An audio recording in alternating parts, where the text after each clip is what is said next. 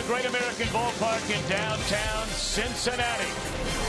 This homestand continues where the Reds have been so impressive. They've won 6, losing only 2. But tonight trying to even this series against the Chicago Cubs at a game apiece. And by losing last night, they lost a half game to the Cardinals, who were idle in the standings. Cardinals will open a series tonight against Milwaukee. They lost a full game to the Pirates, who were winners last night in Texas.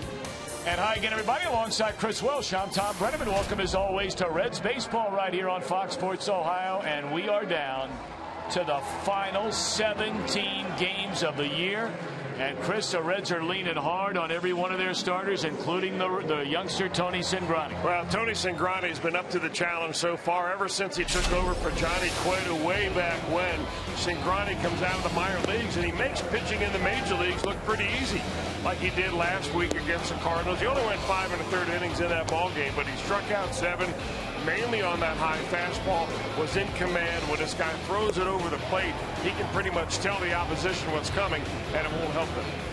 You know, sometimes you wonder about a guy wearing down. Now, as you mentioned, he's been in and out of the rotation at the big league level, but he has been a starter outside of 5 appearances here with the Reds all year long. Yeah, I don't think he's ready to wear down at all. In fact, I see Tony Cingrani getting stronger, more confident, attacking the strike zone even more. You know, he's had a couple of rests during the year, and he certainly hasn't been overworked. So you see, since the All-Star break, that earned run average is even better than it is before the All-Star break. That's a sign of a left-hander getting better as the season goes on. Edwin Jackson will be his mound counterpart tonight. The right-hander, well, he signed a long-term deal here with the Chicago Cubs and really has not pitched all that well, especially lately. 0-4 with a earned run average closer to 6 than it is to 5. He's a 2-pitch pitcher. I talk about Cingrani being a 1-pitch pitcher and a fastball. For the Cubs starter, it's going to be Edwin Jackson. It's essentially going to be fastball slider all night long, and that's what the Reds are going to see. All right, when we come back, we're going to talk about the hottest hitter in the Reds lineup right now, and that is Zach Kozar, riding the wave of a 14-game hitting streak. We'll look inside of those numbers when we return.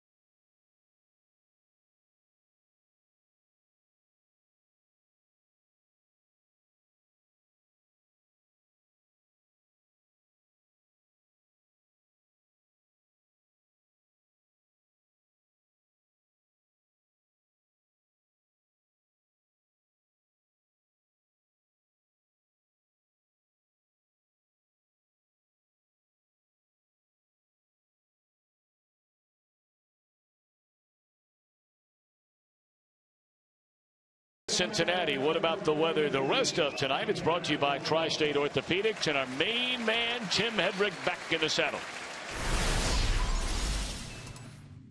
No, a toaster oven down at the ballpark tonight.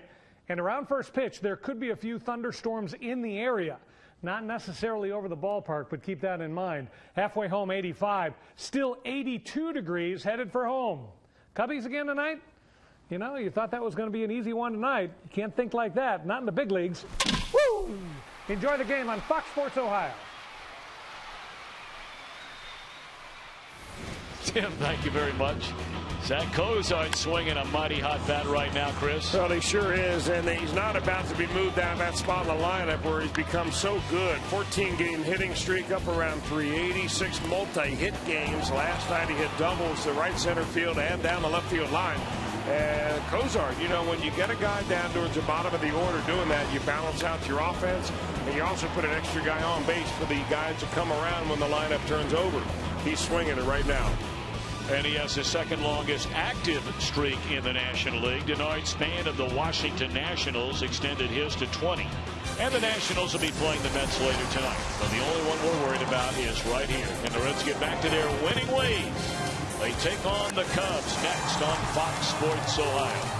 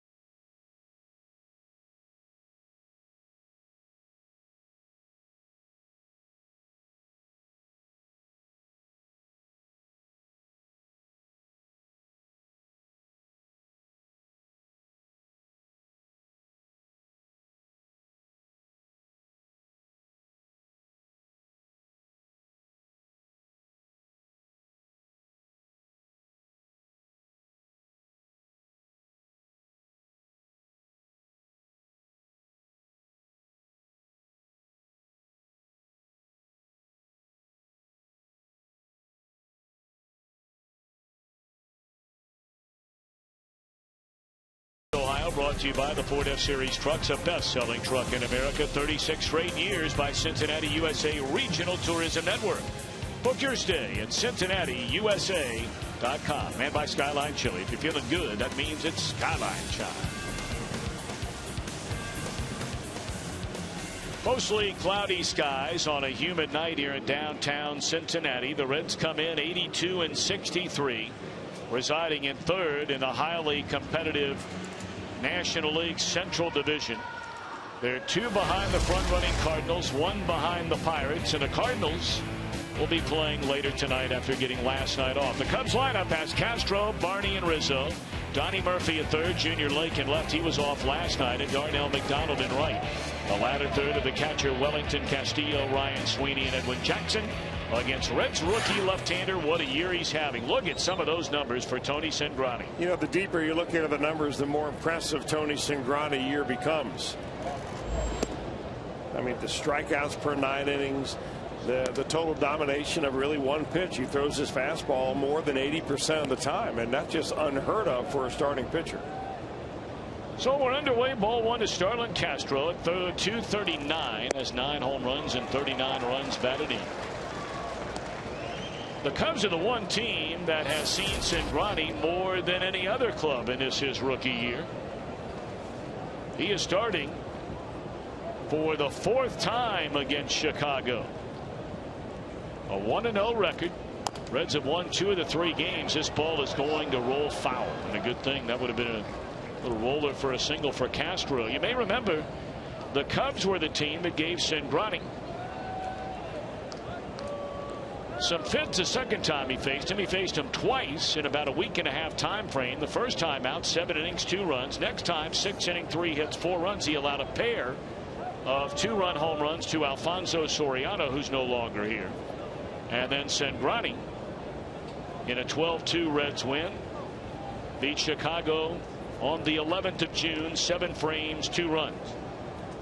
So here he is in start number 4 against the Cubbies this year.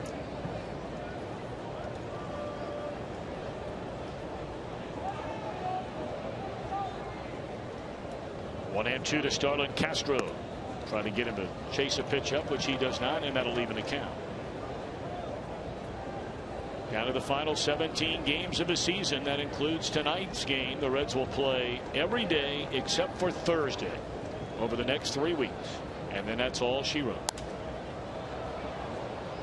They have one more game on this homestand tomorrow afternoon, 12:35 start. Off Thursday. 3-city road trip. Milwaukee, Houston, Pittsburgh. And then the final 6 games of the year will be played here at Great American Ballpark. 3 against the New York Mets. The final 3 against the Pirates.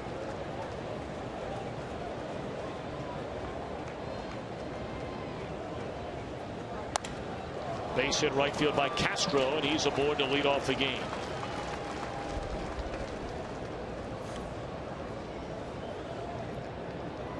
The Reds on defense.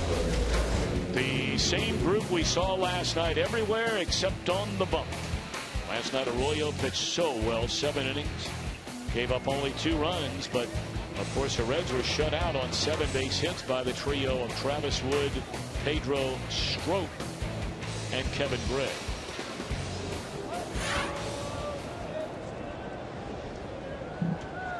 Now, most of the time, Cingrani has been working with Devin Mesoraco.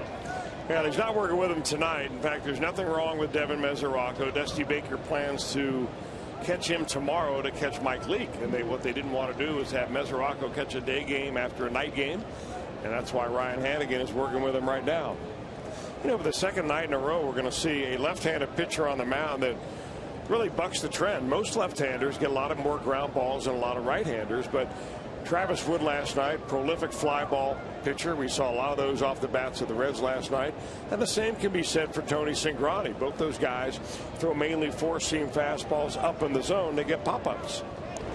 Travis Wood getting his first career decision in the victory column against a team with whom he began his major league career here last night. He has had a very, very fine year. Wound up on the National League's All-Star team despite a losing record. 9-11 with an ERA barely over 3. You know, he might be looking at Tony Cingrani from that Cubs dugout saying, well, so this is the guy they had to take my place, and that's the reason they traded me to Chicago. Either him or Mike Leake. Probably looks at both of them that way, I would imagine. Yeah.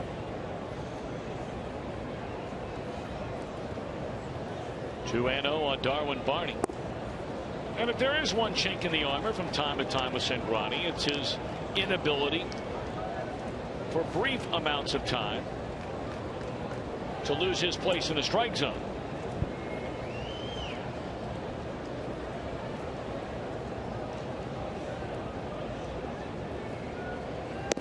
And that is a 4-pitch walk to the 213 batting Darwin Barney. You know, normally from what we remember about Cingrani, when he does this, it happens early in the ball game before he kind of gets his rhythm. And right now his body is ahead of his arm. He's got a long arm swing anyway.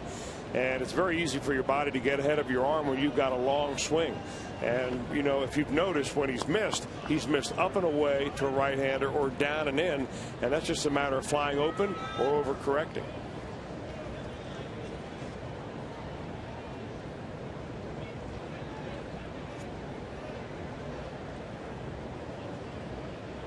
2 on for Anthony Rizzo. And the first pitch is off the inside corner, ball 1.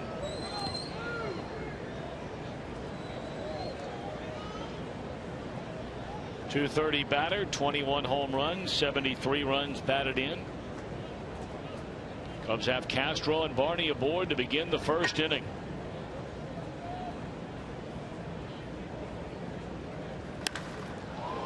Hit a mile but foul. Well, looking fastball, getting fastball, and just jumping out ahead of it just a little bit.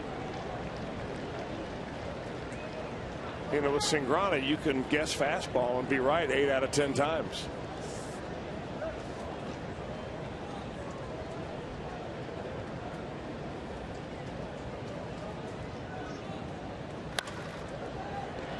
Frazier to second for 1. Phillips turns it over, and that is a much-needed double play for Cingrani and the Reds. On to third goes Castro. 2 are out in the inning. A very calm play by Frazier right here. Kind of got him on an odd hop. It almost came up on his chest, but he stayed with it and very calmly fed it off there to Brandon Phillips. Wanted to make sure he got that lead runner. Good turn by Brandon. That goes a long way to helping you get out of an inning. When you're a youngster, your control is a little bit iffy early on, and now you got 2 outs in the books. Now Cingrani to face a third baseman, Donnie Murphy. 9 home runs, 17 batted in just 29 games. So those are very impressive, productive numbers for Murphy. And Cingrani starts him out, strike 1.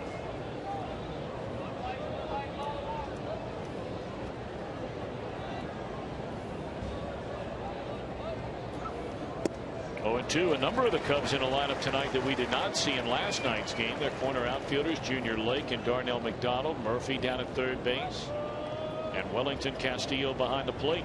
Right-handed lineup, at least compared to last night. Okay, after an 0-2 count, not on an 0-2 count, but after an 0-2 count, he's given up 1 hit all year long. I mean, is that even a batting average? 0-1-3. Secret agent batting average. Secret agent 078 reporting for duty. That would be 0-1-3. You're fired, 078.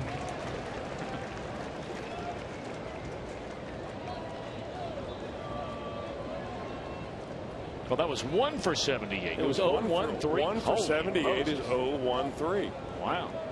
Learn something new every day. 1-2 the count on Murphy. And fouled off out of play. It'll stay right there. 1 for 70. I mean, to think about that and put it in perspective again, that is the lowest among all pitchers in the entire league. And you're talking about a guy who is making only his 18th start. Well, there are pitchers that have given up 3, 4, 5 home runs after an 0-2 count. And Cingrani's only given up 1 hit.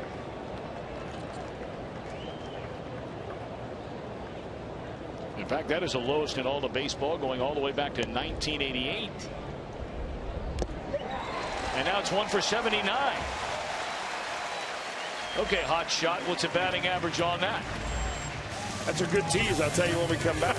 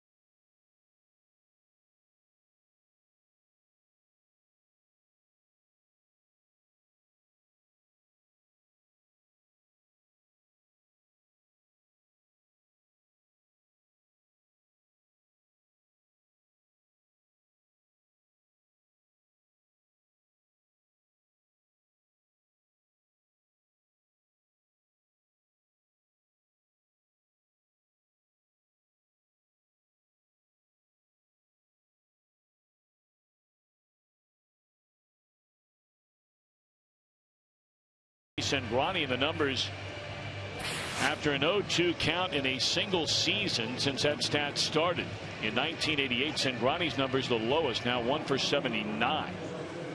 Look who else is on that list, though. Another rookie, Jose Fernandez. He'll probably be the rookie of the year in the National League this year. Cingrani stayed in the rotation all year long. We'd be talking about him in that company as well.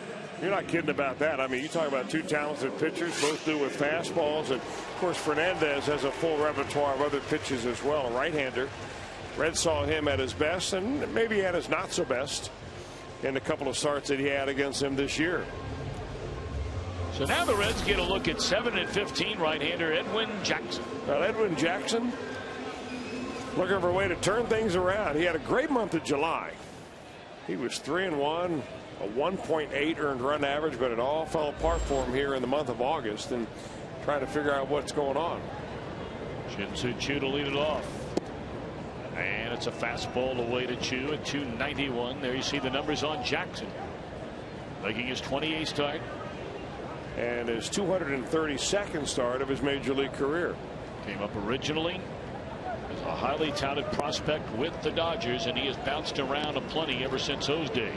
Well, he's bounced around mainly because he's been one of these guys that you look at and you say, man, he has averages about 94 in his fastball, and he's got a real sharp breaking ball. We can be the team that can fix this guy and turn him into a 20-game winner. Just has not happened yet.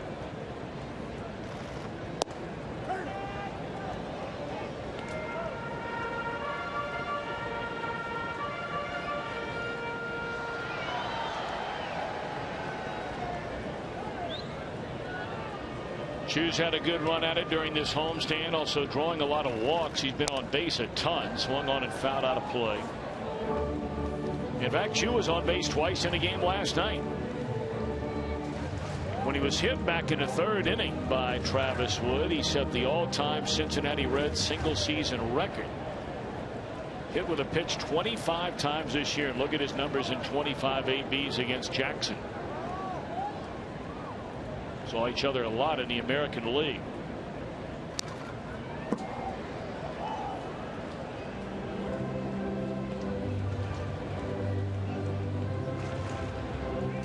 Votto due up third here in the inning behind Choo and Phillips.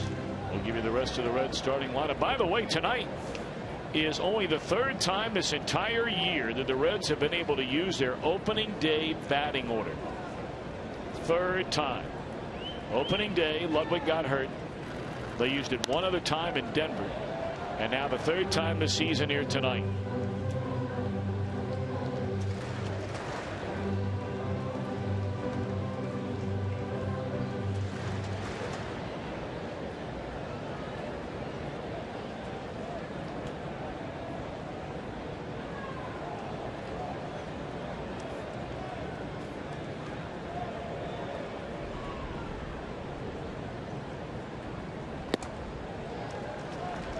Two on Choo. This will be the 8th pitch in this at bat to lead off the bottom of the first inning.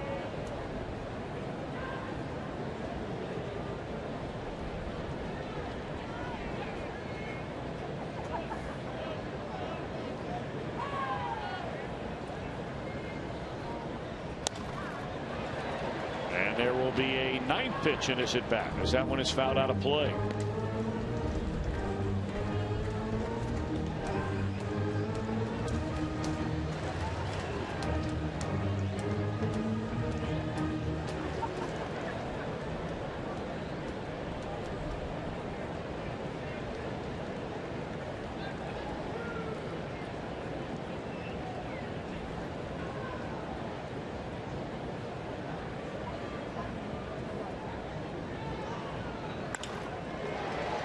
Short right field, coming hard and able to get there in time is McDonald. 9-pitch at bat resulting in a pop up to right. The Reds lineup under manager Dusty Baker. Phillips coming up, Votto batting third, Ludwig, Bruce, Frazier in the middle. The red hot Cozart 14-game hitting streak at short, batting 7th, followed by Hannigan and Tony Cingrani.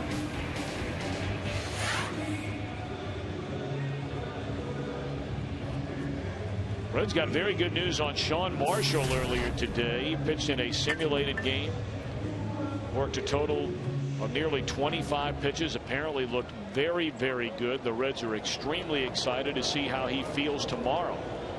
Speaking of tomorrow, Johnny Cueto is due to throw a simulated game, and they're hoping that's going to be around 50 or 60 or 50 pitches, right around in there. You know, for those of you wondering about a simulated game, Chris, explain to everybody what a pitcher does. Well, you get a pitcher out there without a protective screen, no L screen out there for him. And he pitches game type situation today with Mike Stefanski, the bullpen catcher, catching him. And nobody on the mound out there except Sean Marshall.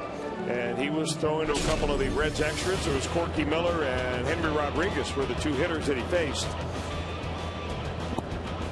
He does have Brian Price up there behind him, but nothing between him and the home plate. So it's a real game. You throw the ball, you got to react to balls hit back at you and so on. So, you know, you test arm strength, you test how your stuff looks and feels against hitters, because you really never know until you get the adrenaline going enough, you know, to really cut it loose. You just don't get that level in the bullpen. So he did look very good. I watched the entire simulated game, and I'm looking forward to seeing Johnny Cueto tomorrow. Brian Price would later tell Jeff Piecoro that the quote is that, look, there are no more meaningless innings in this 2013 Reds regular season. And I think we all know that. But I think that puts an emphasis on how they're going to use Marshall, Cueto, whatever the case may be. They are only going to be used in a game if the Reds feel like they are both ready to contribute and not just go out there to get a little work in. In other words, at their very, very best. So tomorrow, a crucial day for Johnny Cueto after very good results today from Sean Marshall. 2-0 to Joey Votto. I've always thought, Tom, that it would be a good idea to have a simulated game a couple of times, if not 3 times a week, during the month of September. I mean, bring up some minor league pitchers, have them throw to your extra guys. There's never enough batting practice when you expand the rosters. And now you have, you know, an extra 4 or 5 players trying to take batting practice in the same amount of time. Banged into right field by the first baseman Rizzo, and Votto with a 2-out base hit. So why not bring up some minor leaguers, have them pitch a couple 3 times a week, help them get sharp a little bit instead of sending them to the instructional league. And in the meantime, you keep your extra guys like Corky Miller and Henry Rodriguez, Nefali Soto, Cesar Izturis, guys like that, Hanahan, who don't get a lot of at-bats. Get them some live pitching so they may be a little bit sharper when they get into a ball game. I never really understood why. I don't think there's any team that does that. But there's my free idea of the night. I like it. Ryan Ludwig at 253, a couple of home runs, 8 runs batted in. No score. We're in the bottom of the first inning. Game 2 of this 3-game series between the Reds and the Cubs. And that one into right center field is going to fall in a base hit, and this ball will be cut off in right center by Sweeney. Votto will be held at third, and that is a double for Ryan Ludwig. Miscommunication again on the part of the Cubs defense right there when Darwin Barney went out to get the cutoff, and it was cut off very nicely by Ryan Sweeney in right center field. Barney, the second baseman, went out to get the cutoff, and that's when Ludwig was on his way to second base. Had Barney turned and thrown to second, they would have been able to nail Ludwig for the 3rd out of the inning, but he kind of looks around and holds the ball. You've got to be able to verbally communicate. If you're Starlin Castro, he's going to come over and cover the bag right here. And I would say that would have been a pretty close play if he'd have turned and fired. But Reds now have a couple of them on in scoring position for Jay Bruce. Jay had a couple of big chances in the game here last night. Twice he came to the plate with 2 on. In fact, 3 of his 4 plate appearances in the game last night, he came up with a runner in scoring position. It wound up being a hitless night for Jay Bruce.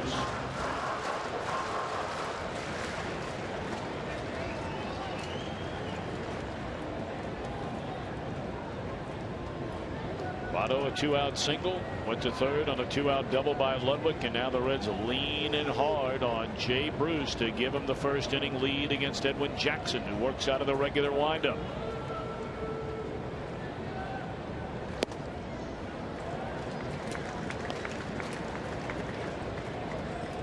with a base open now, 2-0. Castillo looking into the Chicago dugout. You have a right-handed batter in Todd Frazier waiting on deck.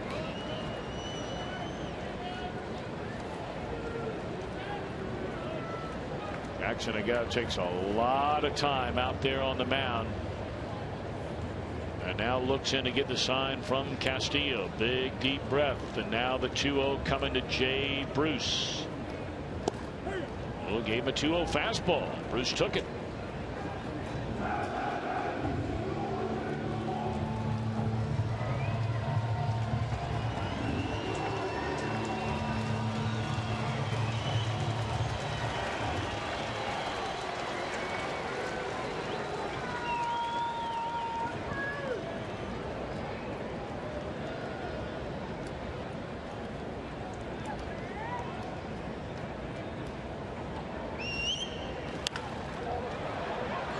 Fair ball, and this will end the inning.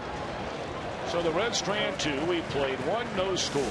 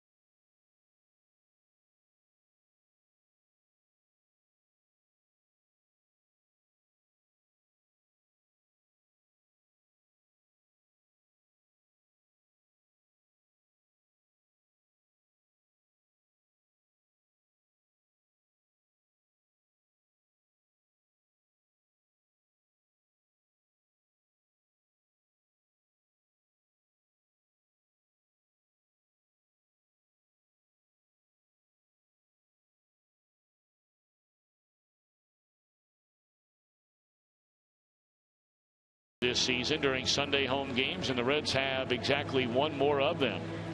When one member buys a family full price ticket, they get the option to purchase 3 additional non-premium tickets at half price, but they must be purchased in advance of game day. Please keep that in mind. And I got to tell you, that only Sunday remaining on the home schedule this year could be about as big as it gets. Yep. That will be the final game of the regular season, and that will pit the Redlegs against the Pirates. Who knows? Who knows?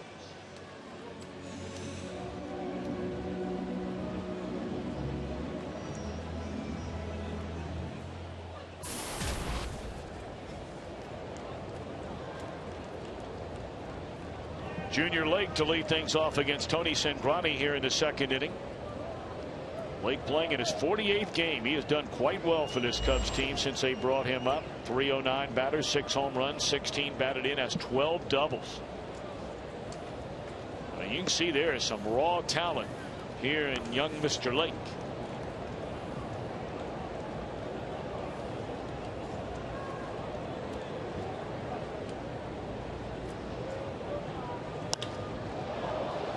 That ball in the air, left center field, and that ball will bounce up against the wall. So Lake pulls up with a leadoff double.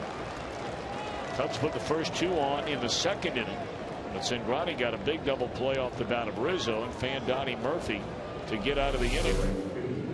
Well, it was a changeup right there, and I'm wondering if Tony Cingrani is thinking about maybe I gave that guy a favor. by giving him something other than a good high fastball. Long arms, big tall kid like that. Sometimes those are the body types you want to go up the ladder against. But in an effort to try to get him to use that secondary pitch, establish something other than the fastball, you got to be able to throw it. And they thought that Lake would be a guy that would get out ahead of it, but he got the barrel right on it. Darnell McDonald. With a runner at second base to begin this top half of the second inning. Of course, Darnell spent some time with the Reds. When after he left here, he made quite an impression on the fans up in Boston. Was there for the 2010, 11, and 12 seasons. Wound up finishing last season with the Yankees. A guy, a former #1 draft pick by the Baltimore Orioles, never became a star everybody thought he would be. But has continued to hang in there and playing for his 6th major league club. Boy, it's a big home runs during the 2010-2011 seasons for the Red Sox when they were wrecked by injuries in their outfield.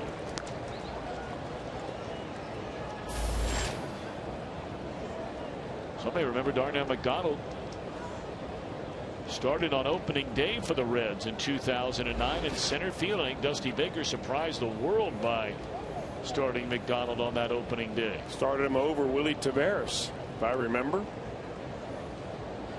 That's because it was a lefty pitching that day. It was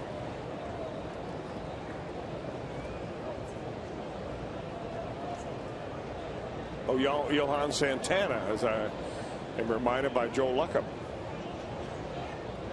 That'd be a good reason. Be a real good reason. That'd be a good reason to get rained out back in those days. That would have fouled out of play first base side. Well, McDonald, you talk about the time that he was with the Boston Red Sox. He hit a home run in his very first at bat. It was in the 8th or 9th inning of a ball game that tied the game up. Hit it over the Green Monster, and I think if you do that in your first at bat as a Red Sox player, you're going to always be endeared up there. I mean, they loved him because he had a number of big hits and big home runs during his stint with Boston. In fact, that was the game against the Rangers, and he was only the 9th player ever in his first Red Sox at bat to hit a home run in his first AB. That tied the game, and then he came up later in the game and had a walk-off base hit to win the game. So, hello, Boston.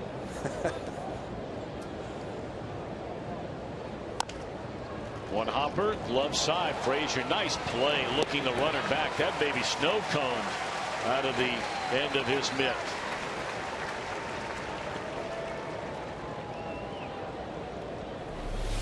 Frazier's made a couple of nice plays so far. Started the double play to help the Reds get out of the first inning, and he just stays very calm. I mean, he's got good stage presence out there at third base. I think that comes from a year of playing out there, not worrying about having a bad series and somebody else is going to be in there instead of you. His defense has come a long way. Well, you're not lying. He has had a very, very good defensive season.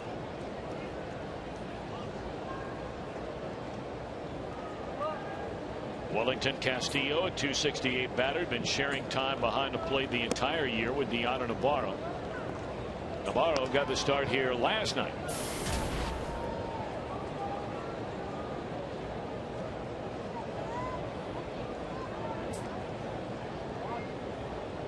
Cingrani trying to pitch around a leadoff double. Lake still stands out there at second with 1 out in the inning. And there goes the runner. Throw down to third, and he is safe. It looked like the ball beat him down there, but it also looked like Junior Lake went around the tag, went to the backside of third base, and Frazier may have never got the tag on him. I think it's a good call.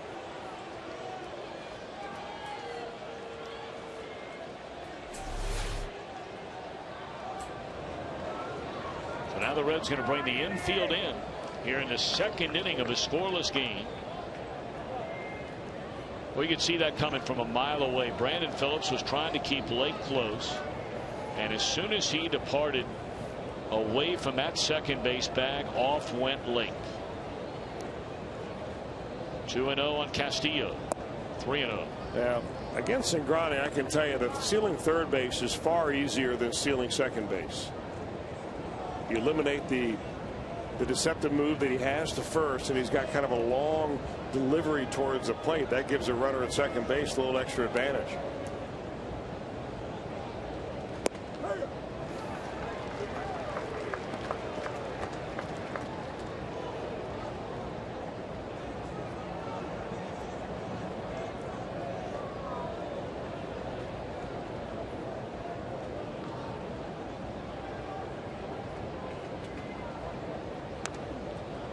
So 3-0 has become 3-2 now on Castillo. Cingrani already with 1 strikeout in the game, and his 103 innings coming into this one tonight. He had fanned 119 batters.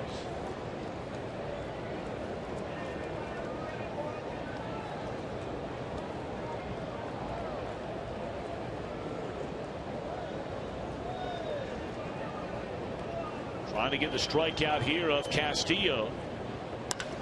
Instead, it is 2-0 Chicago. Holy moly. Cubs are flexing their muscles so far in this series. Both of their runs came on solo home runs last night, and now a 2-run second inning home run by Castillo.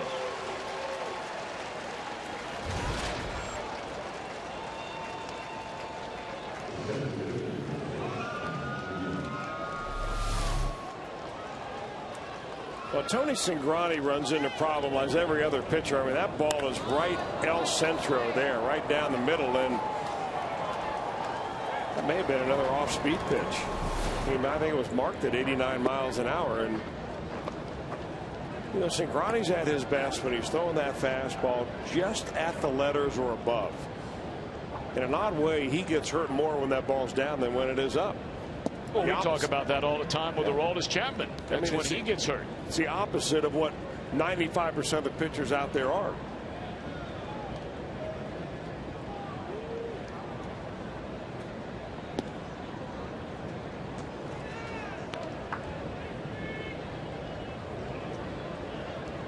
So 2-0 Cubbies on the 2-run home run by Wellington Castillo. Popped up on a 3-0 pitch. And Ludwig able to come in and get it for the second out of the inning. Did the Cubs just give the number 8 hitter?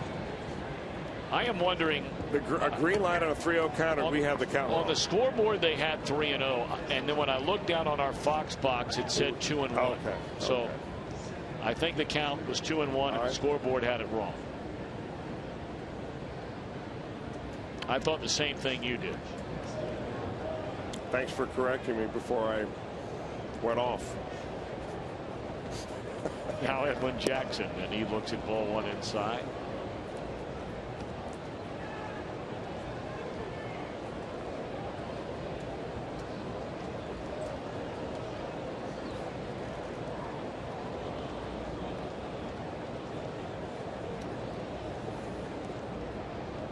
Hey, a big happy birthday today for Joey Votto. 30 years young. So happy birthday, Joey. And now again the training staff comes out to see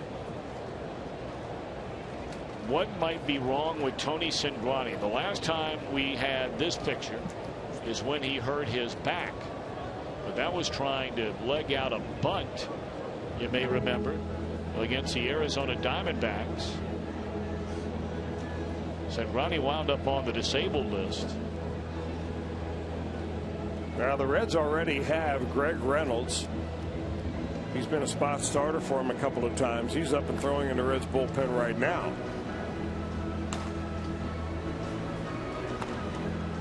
You know, it just doesn't seem like he's got the pop on the fastball. We noticed it when he was taken out of his one start before he went on the DL there with a back problem.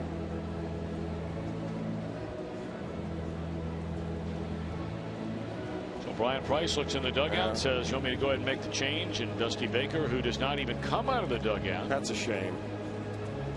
I'll tell you what, nobody wants to stay in a ball game more than Tony Cingrani.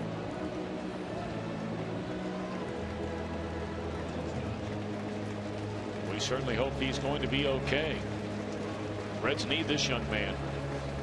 They need him. So this will be our Skyline Chili call to the bullpen. Greg Reynolds, who's pitched quite well of late for the Reds when he filled in for Cingrani in the rotation.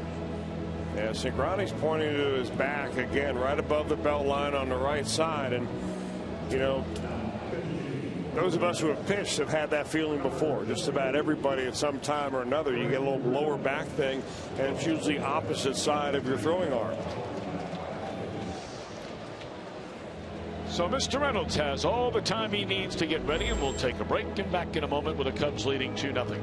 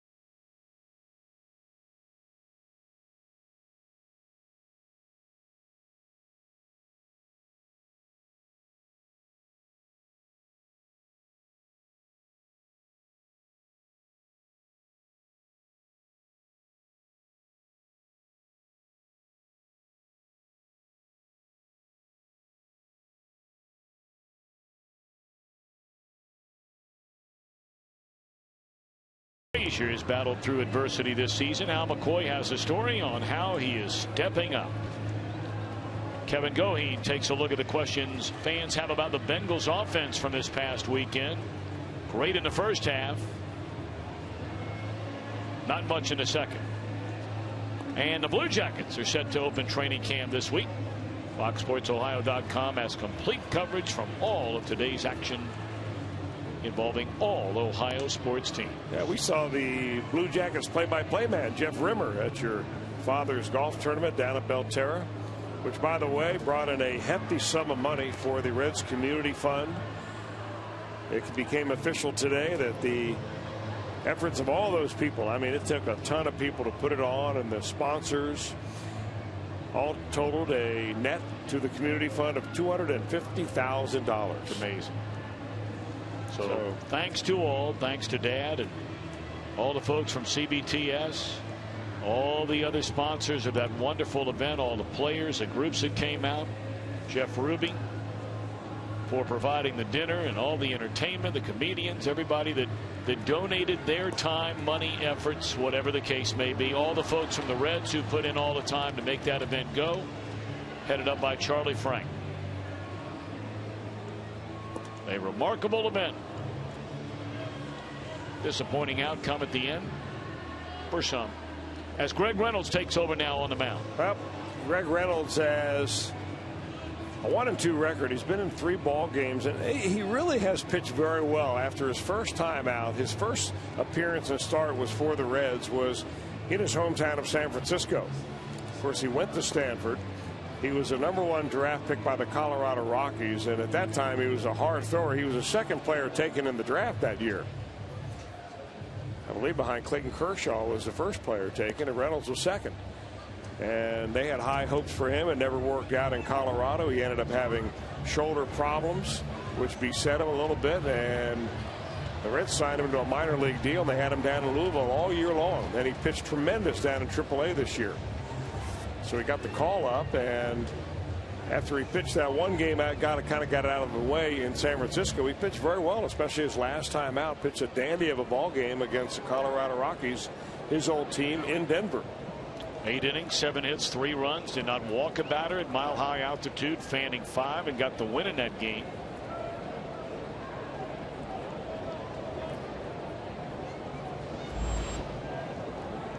He's already won the Mary E. Barney Award as Louisville's most valuable player this season. You talked about his numbers in the minor leagues. 12-3 record, ERA at 2.42, 3 complete games, a shutout. Second in the International League in wins, second best ERA, and through the 6th most innings. 1-1 of the pitcher Edwin Jackson, and it's up and away, 2 balls and a strike. Yeah, and for Greg Reynolds, this is the kind of opportunity that you dream about. I mean, he's had to remake his whole professional self, from an overpowering 4-seam fastball pitcher to a guy that moves the ball around, changes speeds, tops out around 90 or 91. His stuff is a lot like Mike Leake. The retired Jackson, and that's all for the Cubs, but they get the 2-run home run from Castillo. Cingrani leaves with an injury. Reds are down 2-0.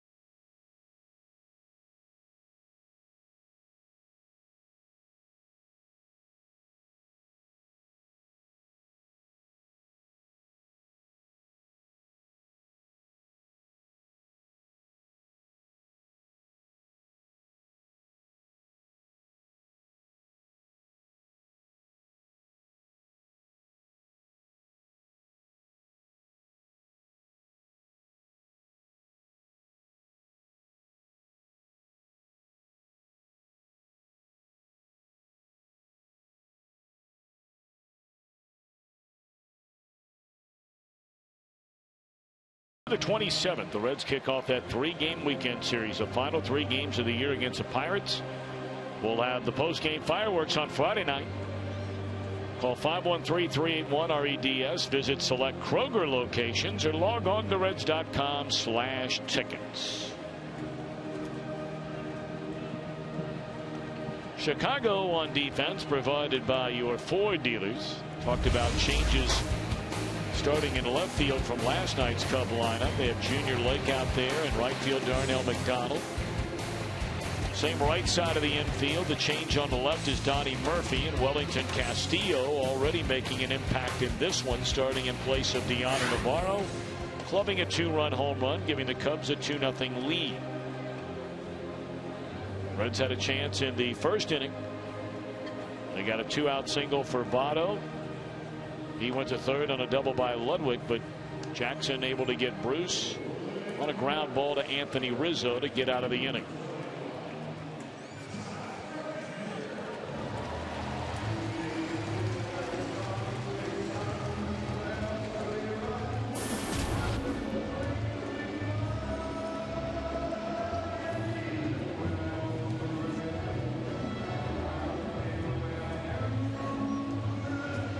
Perhaps showing my age a little bit, but boy, it never gets old hearing the Frank Sinatra when they send Todd Frazier to the plate. And it's not one song. They'll play a number of different songs when he walks up there. They'll change it up during the course of a game. It's the course the player's option as to what his walk-up music is going to be. I think a lot of people would agree with you. They like the break that Sinatra gives you from what 90% of the guys have. You're right. Boy, it just sounds so good. Although I got to tell you, as an old timer, if you want to speed the game up,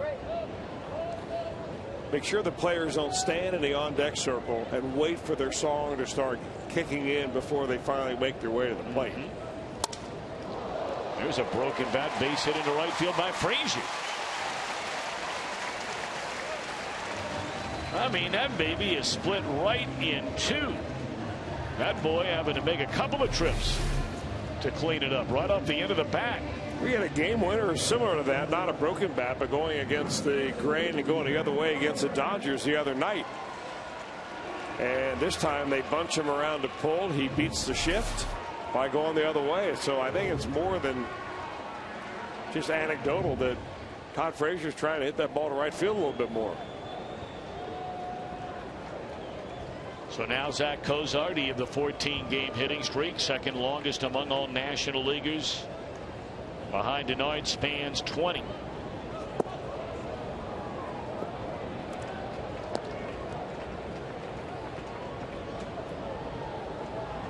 Chris mentioned earlier, Cozart had another good night last night. Reds had 7 hits. Cozart had 2 of them, both of them doubles. One down the left field line and the other in the right center field gap.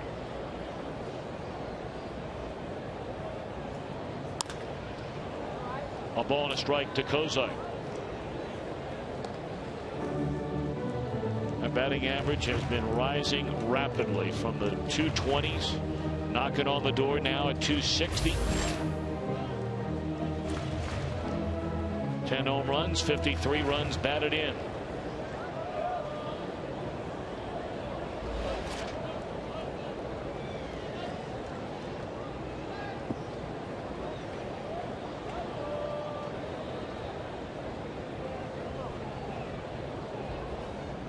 Brought up earlier, Jackson among the most deliberate pitchers, if not the single most deliberate pitcher in all of baseball. Takes him a long time in between pitches to get ready to go. Swung on and fouled out of play.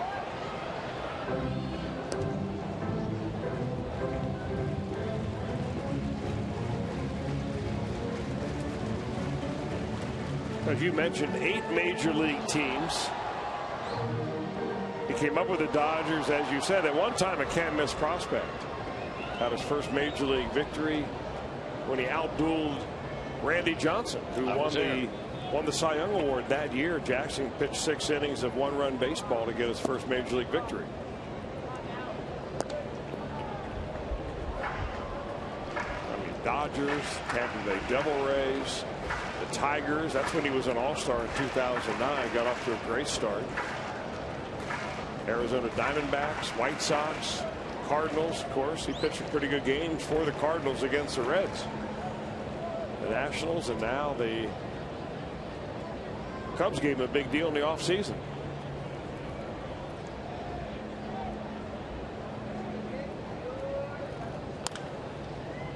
The very early days of the new Cubs regime, Theo Epstein and his entire group, Jed Hoyer and all the group that came from Boston, and of course Hoyer was with Boston, went to San Diego, and was hired by Theo to come to the Cubs.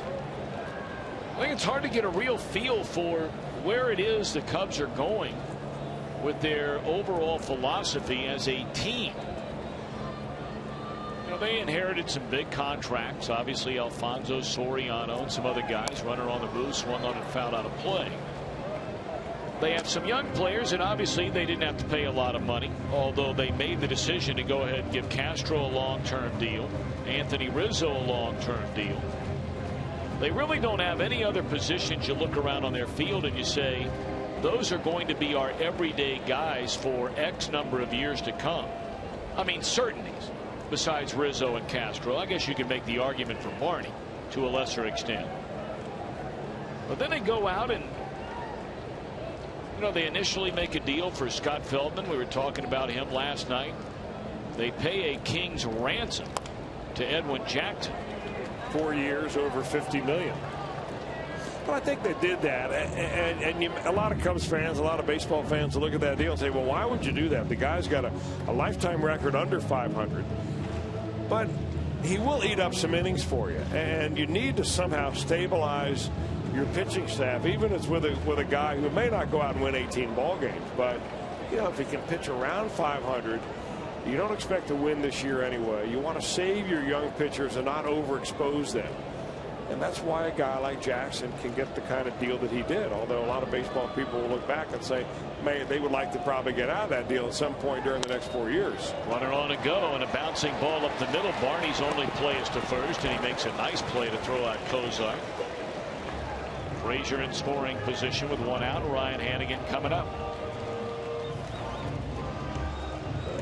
The word on the street is the Cubs are not going to go out and spend a lot of money this winter. I mean, this is a total rebuild project, and this is something that there have been past general managers in Chicago have talked about. But with all the pressure of, you know, selling out the ballpark day after day, year after year, until the last couple of seasons anyway, there was always that pressure to try and go out, spend the money to win now. And obviously that's not worked the way they had hoped. They put together some very good seasons when Lou Piniella was a manager. Got to the playoffs a couple of times, but no trip to the LCS while he was there. It's in the air to right field, and that's the second out of the inning. Well, they were spending a bundle of money on their payroll back then too.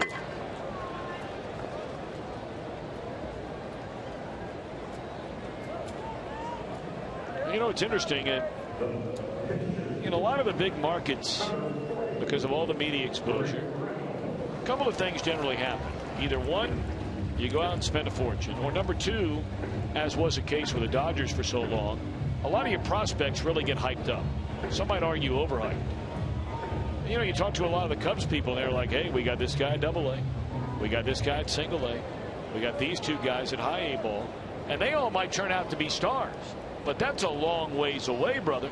Wow. If those are the guys you're counting on, you know, building a franchise around. I think there was a decade of that around Cincinnati about a decade ago, where the Reds' best prospect always seemed to be an A-ball every year. I said, well, what happened to the guy who was an A-ball 3 years ago who was the best prospect? Well, he turned out not to be the best prospect, but we got another one down at A-ball this year. We kept hearing it over and over again. Greg Reynolds batting since taking over for Tony Cingrani in the top of this inning, and a ground ball to the shortstop. Briskly hit, and Castro's throw is in time to get him, and that'll end the inning. Reds get a leadoff single. Frazier left in scoring position. We're on our way to the third, and the Cubs lead by a pair.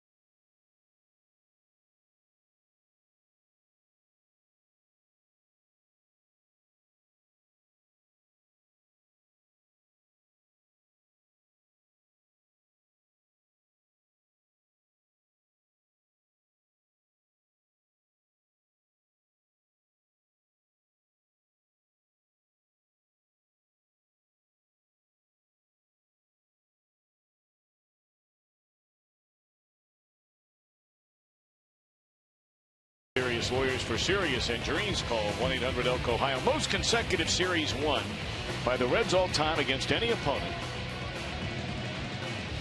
I mean, you got to go back to the Louisville Colonels, for crying out loud.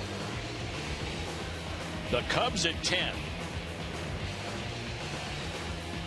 They got some work to do if they're going to make it 11 to tie the string of series wins they had over the Atlanta Braves from 73 to 76. Well, the Cubs have not had consecutive wins against the Reds since September 2011. And the good news for the Reds is that they have not lost consecutive games at home in a little bit more than a month. So it's been a good home club for Dusty Baker.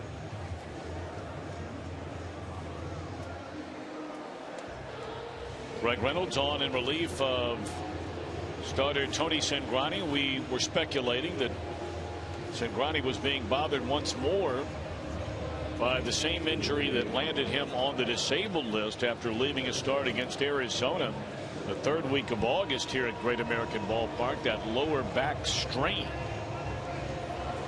which, if you remember, occurred when he put down one of those patented bunts of his. I mean, the guy is a great bunter and runs like the wind.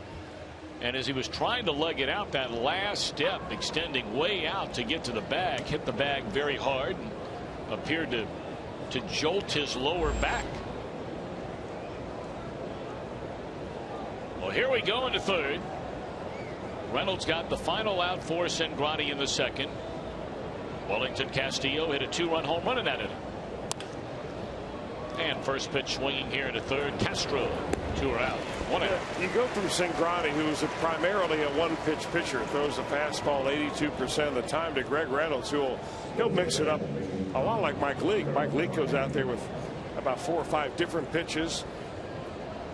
What Reynolds has learned to do is to sink the fastball, cut the fastball. He did that very effectively in Denver. He's got a breaking ball and a changeup on top of that. At 6 feet 7 inches, he's a guy that really likes to use the downward plane to get a lot of ground balls.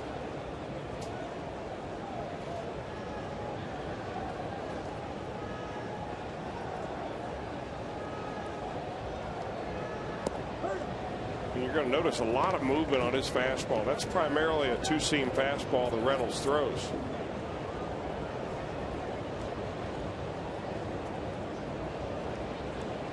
And 1 on Darwin Barney. He walked his first time up.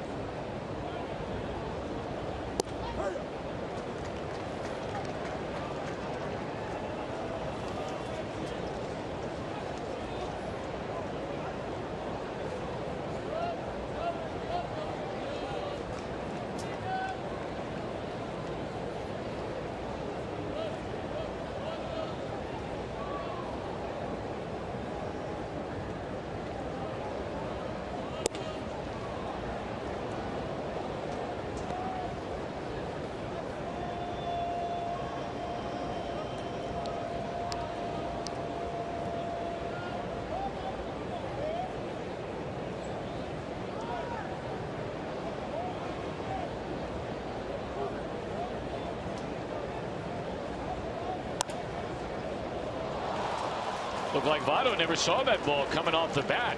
That's a reaction sometimes of a ball coming off the bat, and it happens right behind it to be a fan in the stands that might be wearing a white shirt, something along those lines, and you see that delayed reaction. Yeah, maybe a daytime reason, but I don't think at night you're going to see that. I think a lot of times when you see that, it's a play that's hit opposite. I mean, he hits the ball the other way, and sometimes those are the ones that surprise the corner infielders.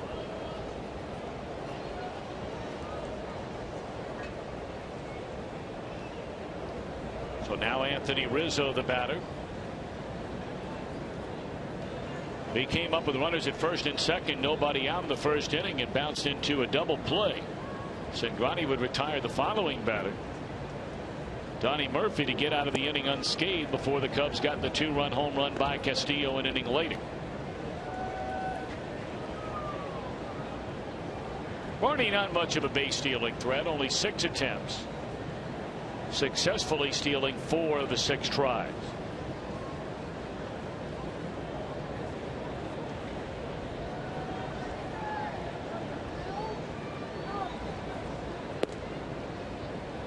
You know you're not a base stealing threat when you wait until there's already a pitch thrown in the at bat before you put your base stealing gear on, which is that little wrist protector he's got. And the guys that are going to steal a base, they're going to put that on the very first pitch, aren't they? He was still fiddling with it, and it's now a 2-0 count. Rizzo waiting, and Reynolds delivers, and a swing and a foul ball back off to the third base side out of play.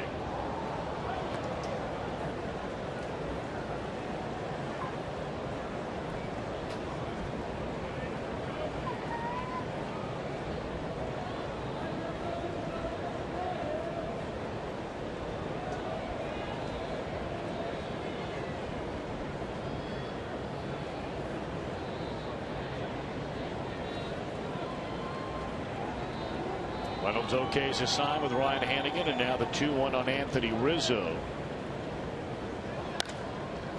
Hit hard down the left field line towards the corner, and that is a foul ball. Barney was almost all the way to third base by the time that ball was declared foul.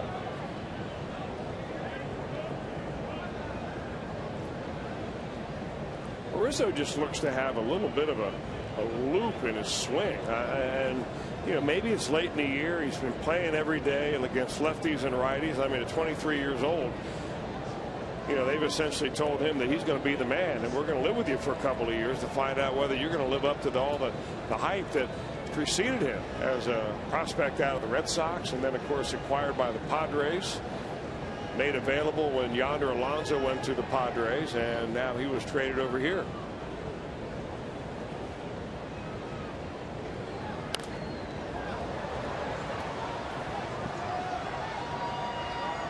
Well, that was a guy that Theo always said he wanted. Jed Hoyer always said he wanted. We mentioned that whole group was together in Boston when they drafted Rizzo. You talked about going to San Diego. That is when Hoyer left to become the general manager there. And then when Theo became the president of baseball operations and hired Hoyer as his GM, he went and got Rizzo for a third time.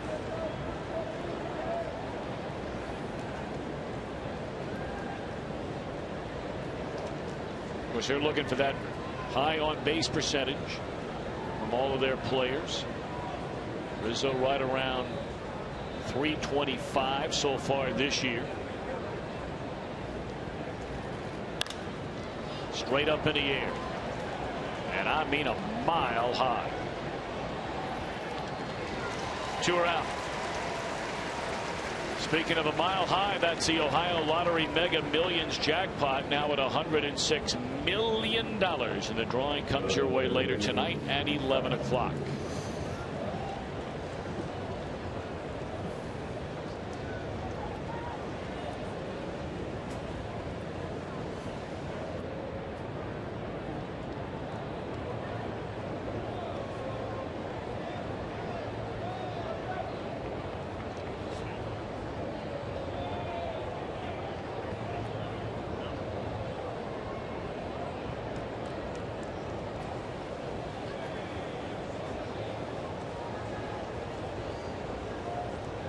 So now settling in, Donnie Murphy struck out against Cingrani his only time up tonight. We're in the third inning. Cubs lead 2-0.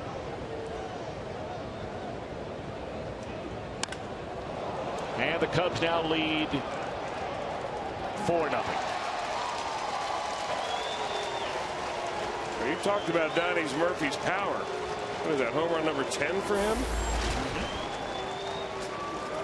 Got a first pitch breaking ball.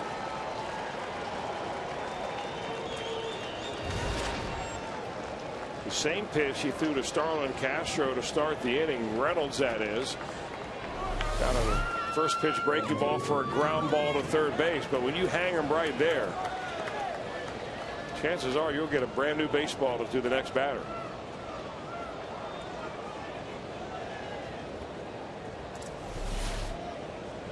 Two-run home run by Wellington Castillo in the second inning. Two-run home run here by Murphy in the third, and it adds up to a 4-0 Chicago lead. Junior Lake, the batter, he doubled his first time up.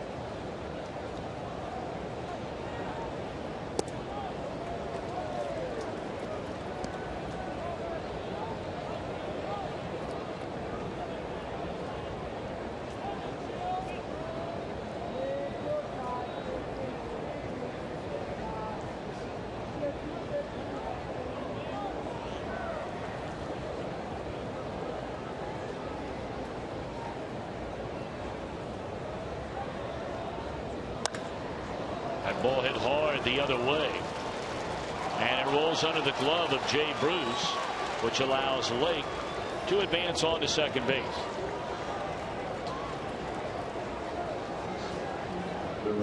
That'll be a single and then an error charged to Jay Bruce in right. Well, it was absolutely scalded, this ball, but should have been cut off. Bruce went down and just didn't get down low enough. So now the sixth man to bat in the Cubs' third inning is Darnell McDonald. He bounced out to Todd Frazier, his only time up. And now Reynolds will go back to working out of the stretch, and he is just now looking in to get the side.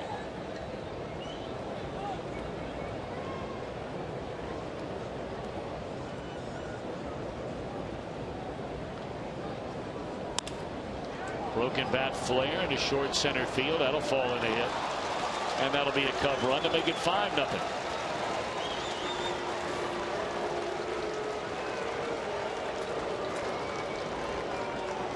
Now that's where that error that allows the runner to go from first to second base costs the Reds a run right there. Right now, an unearned run. It gets in on Darnell McDonald, but he takes a full swing at it. And that temporarily, it just froze Chu just enough to let that ball fall in there. Although with 2 outs, maybe if he thought he had a chance, he'd leave his feet and make a play. But 5-0.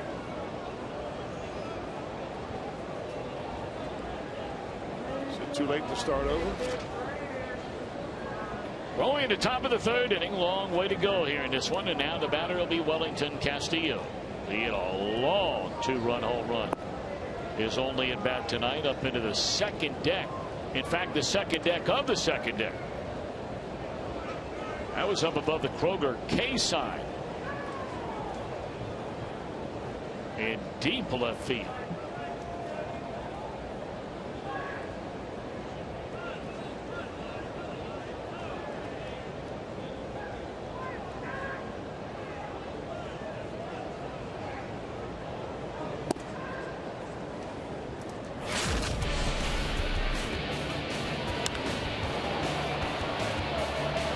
On 3-2 pitch, and there was absolutely zero doubt about that one when it left the bat. Yeah, only one batter later, Tony Cingrani came out of the ball game.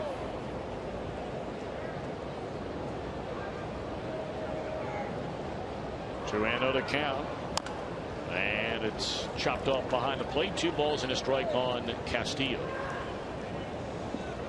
Reds will have a top of the order coming up in the bottom of the third. They've had a couple of scoring chances already in this game. 2 on, 2 out. Jay Bruce bounced out in the first inning. They had a runner at second base with 1 out, but the bottom part of the order in the second. Handing it flied out, and the pitcher Reynolds grounded out.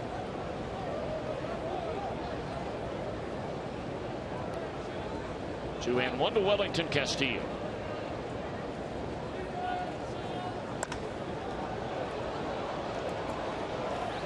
Ludwig underneath it. Should be the final out of the inning, and it is. But a 2-run home run makes it 5-0 Chicago.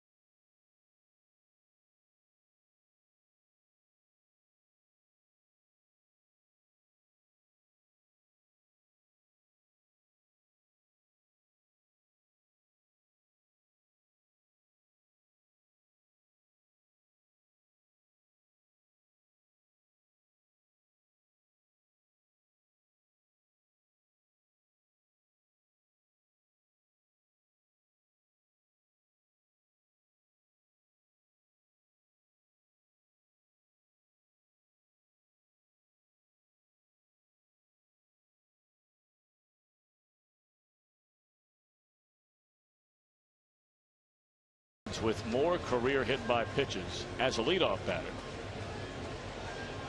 than Shin-Soo Choo. That's career. Chu's been hit 25 times this season, and of course this is only his first year as a Red.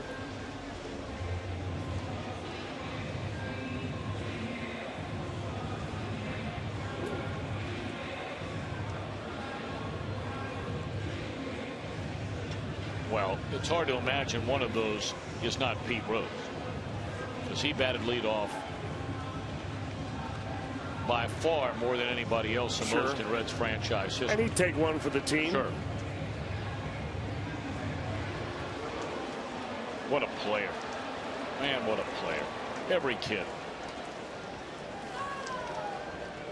kid loved watching that guy play baseball. Now, maybe not if he didn't play for your team. You wanted him to play for your team. Man, oh man, what a player. Shin-Soo Choo to lead it off. And a rocket into center field. That's Peter Edward Rose-like right there. Minus a crouch stance down low. Bat over the left shoulder from the left side. And then pow. He does get down right on it, I'll tell you that.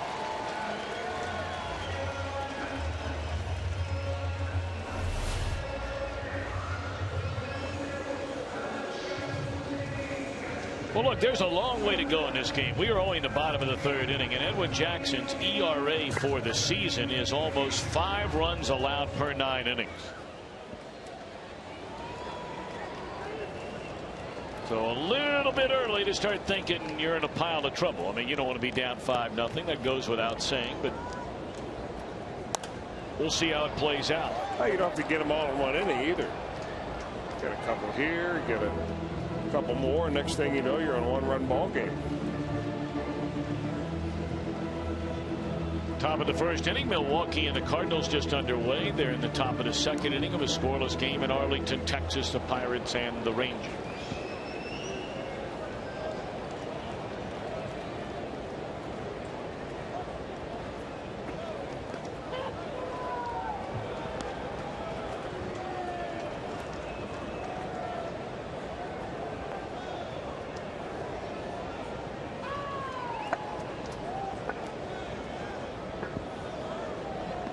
Jackson taking a long look over his left shoulder. Now a long look into the catcher. Gets his side.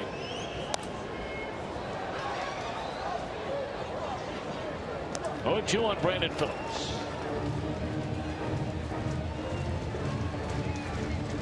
Well, this is the leaderboard of those pitchers whose game doesn't travel too well. Worst earned run average on the road.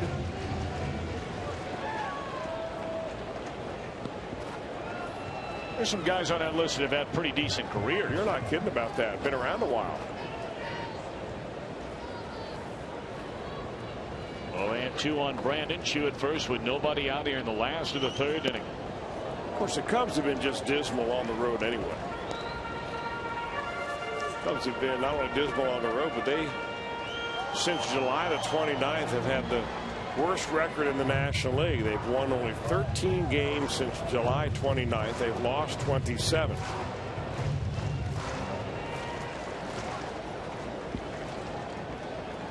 I imagine there have been times that Dale Swain wishes that Edwin Jackson would speed up the film a little bit.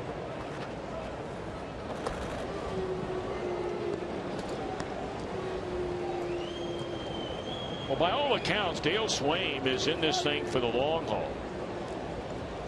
I mean, Jed Hoyer's talked about it regularly, that management and ownership understand that the Cubs just don't have the kind of team right now that figures to be competitive day out and day in. But again, that he's a guy they want to try and help build this thing up. That can't make it any easier, however, for Dale Swain. No, it can't, but I'll tell you, he's a good guy and a good manager.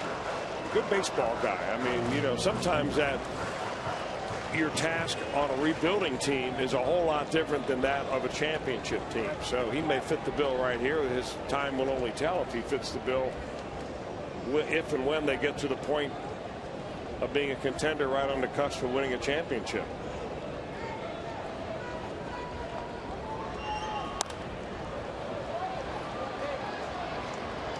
You know, to put it in perspective of what happened to Dale Swaim, you may remember a number of years ago. I mean, think about where the Reds are right now, the kind of season that they are having. That was the kind of year the Milwaukee Brewers were having on their way to try and winning a divisional championship, which they wound up doing. And they fired their manager with less than 2 weeks to go in the season. Ned Yost, now the manager, of course, in Kansas City. Bouncing ball to first. Rizzo for one. Relay throw. Double play. Brandon Phillips does not look anywhere close to being 100%. No. Nowhere close. We talked with Joe Morgan about this last night, and Joe shared his thoughts on, you know, a player at this time of the year who is playing hurt, and where being hurt could turn into an injury. And Phillips wants to be in there. And it's not about running for Brandon. I mean, you need your legs to hit. If you don't have a solid foundation, you can't drive the ball. Meanwhile, pretty nice play by Rizzo. He's a good defender down there.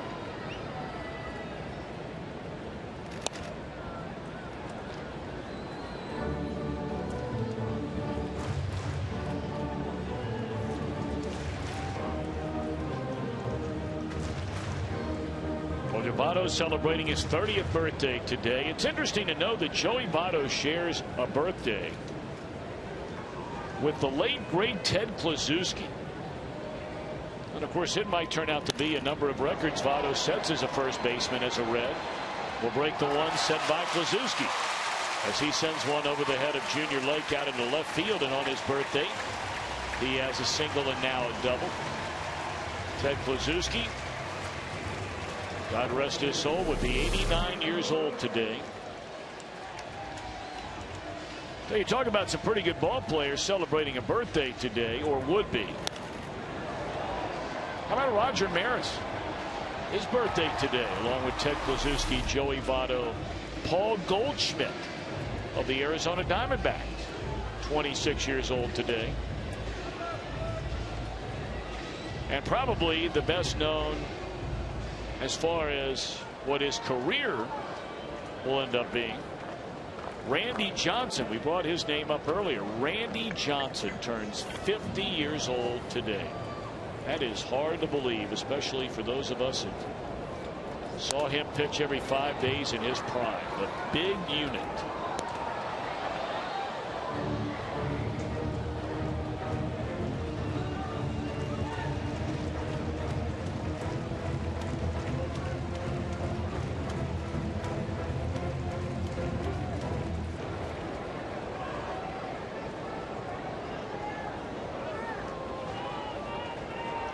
Reds have 5 hits, still in search of their first run. They're down 5-0. Ludwig fouling that ball off his front foot. 0-2.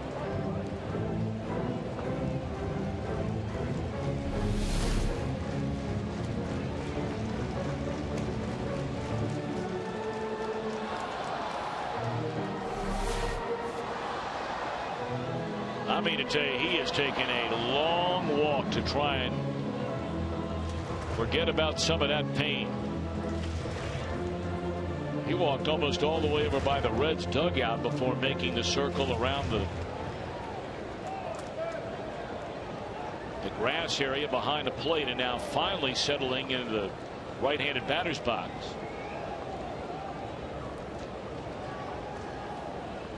Oh, and 2 the count on Ryan Ludwig.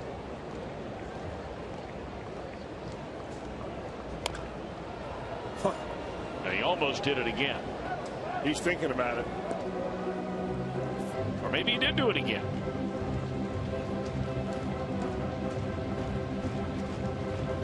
You can tell he is hurt. Really hurt.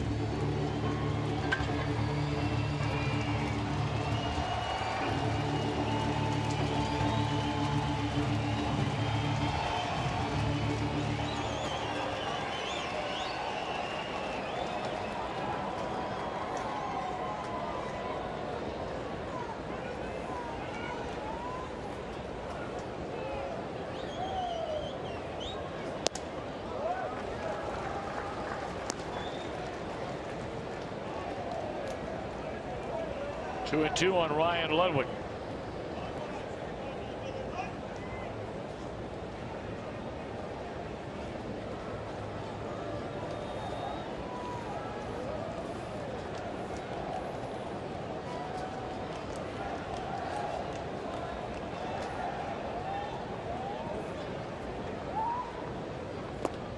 Struck him out, and that'll end the inning.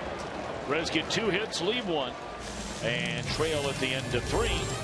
5-0.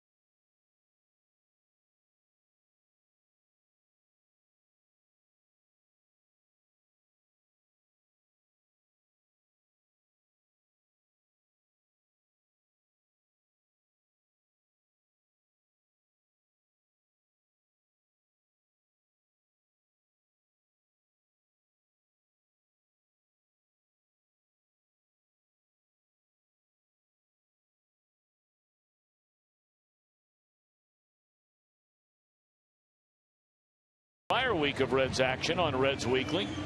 On this week's show is one of the most exciting weekends in Great American Ballpark history. Brian Giesenslaw looks back on the Great 8 and the celebration of Joe Morgan.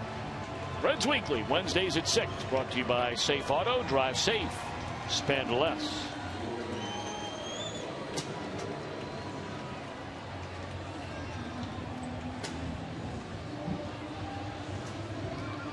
We're being told from the Reds clubhouse, once more back spasms forced Tony Cingrani to leave this game.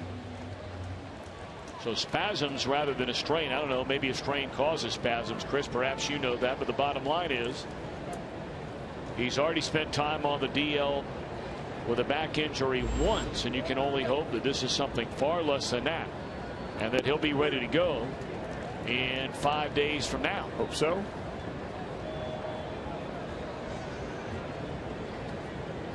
Really, Cingrani gets an extra day because the Reds are off on Thursday.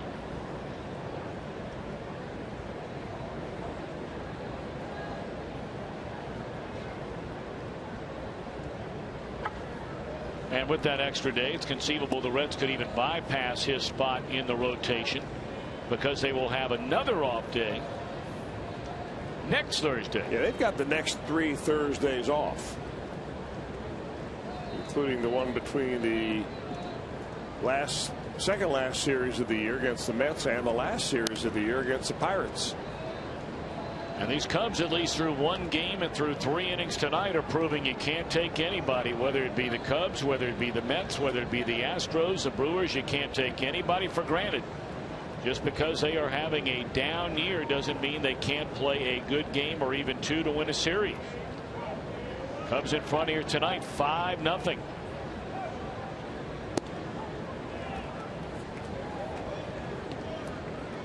Eight, 9, and 1 in the Chicago batting order. They scored 3 times against reliever Greg Williams in the 3rd inning.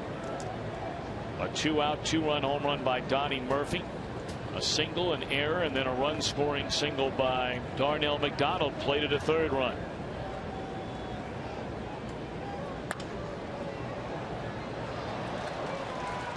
Fair ball down the left field line by Sweeney.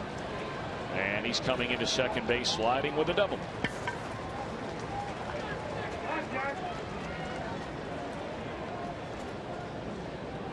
It's almost like he guided the ball down the line. It was like a half swing almost. That ball up. Greg Reynolds has been able to get ahead of him, but has been unable to put him away. Up around the letters is not his spot.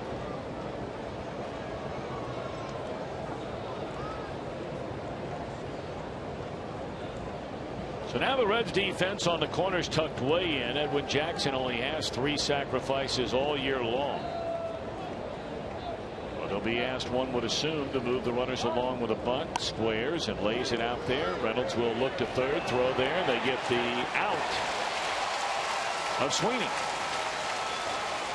That's a good play by Todd Frazier. That's an instinctive play by Greg Reynolds. He's thinking, hey, if this ball comes right back to me, Frazier's got to stay home. So Frazier immediately gets back to the bag, but he's got to kind of catch his ball on the run. Not exactly sure where he is with his footwork around the bag, but that's a good play. Not a forced play. No doubt about the tag there. So 1 on, 1 out, and back to the top of the order, batting for the 3rd time already in the game is Starlin Castro. 1 for 2, single to right in the first, and bounced out to Frazier in the 3rd. And mark that one down, because if this game gets close, there's a lot of baseball left. That may be a big out right there that the Reds got without getting a runner into scoring position.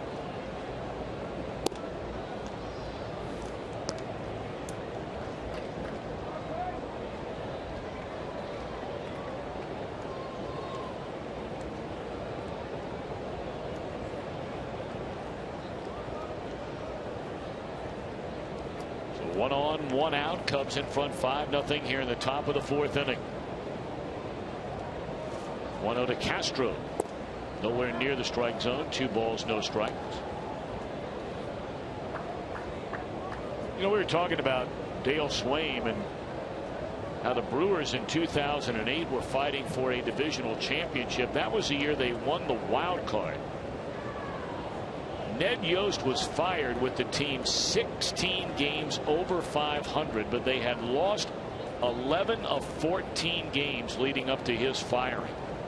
Swaim managed for the final 12 games of the regular season. Went 7-5, securing that wild card spot in the National League playoffs. I don't know if I've ever seen anything like that before. No. I mean, there were rumors going around that it might happen, and you thought, there's no way. Swaim was on the staff of Ned Yost. Wasn't like they just pulled him out of unemployment and made him the manager. He was on that staff.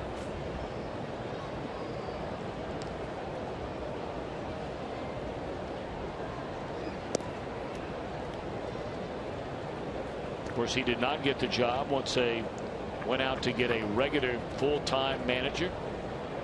That went to Ron Renicky. Well, that was the year, as I remember, that the Milwaukee Brewers went out and made that trade for CC Sabathia.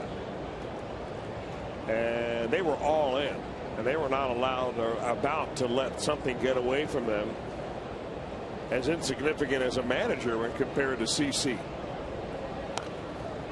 Ned Yost didn't have a problem finding a job. He went right on and hooked up with the Kansas City Royals, right? Shortly thereafter. The following year, Swaim did not get the job and went to Ken Maka. That's right. Maka got it before Renicky. They brought in Renicky Right. 2 years later. Maka was a guy who had gotten Oakland to the playoffs 3 or 4 times.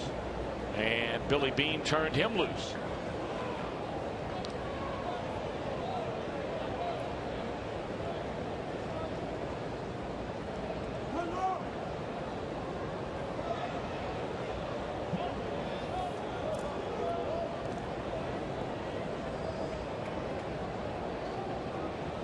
Castro asked for time, granted timeout by the home plate umpire Paul Lemel.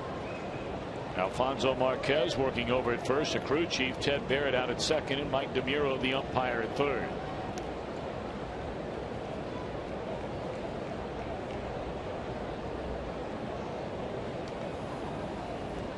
Now Reynolds set to go. And there's a base hit into right field by Castro. Jackson was running on the play. Throw going there, and he's easily safe. So the Cubs are making a bid to add on to this 5-0 lead. Coming up later on tonight in the game, we'll have our Miller Time moment, brought to you by Miller Lite. So when all is said and done, the Cubs end up with a runner at third base and 1 out anyway. They had that runner cut down on the failed sacrifice attempt. And this is a short night for Greg Reynolds. Dusty Baker feels like his ball club just can't afford to fall any more behind. So he's going to play this now inning by inning, maybe matchup by matchup with a fully stocked bullpen. 6 hits in an inning and 2/3 surrendered by Reynolds. And we'll tell you about the new Reds pitcher when we come back.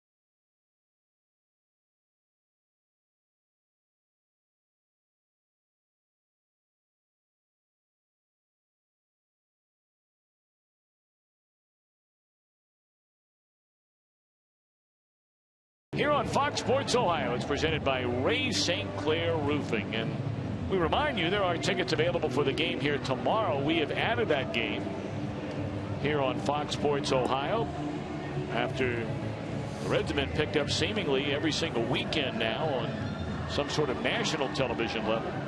And so we're trying to pick up whatever's left. And that was one of the few games we do not bring your way on Fox Sports Ohio tomorrow, as Nick Christiani takes over on the mound for Reynolds. 26-year-old right-hander went to Seton Hall Prep. That was in West Orange, New Jersey. And from there he went to Vanderbilt. Young man that when he came out of high school was throwing in the low 90s. Snatched up after the coaches of Vanderbilt saw him at tryout camp. And Reds ended up drafting him out of Vanderbilt, 13th round, 2009. Not a big guy, but he's got a lot of movement on a two-seam fastball. Of course, they've turned into a baseball juggernaut down there at Vanderbilt University. That is by far their best sport that they play in the Southeastern Conference. They're among the best teams in the country every year now. Yeah, it seems like every year they're producing at least one first-round draft pick. Normally they have 2 or 3 kids that are taking the first 5 rounds.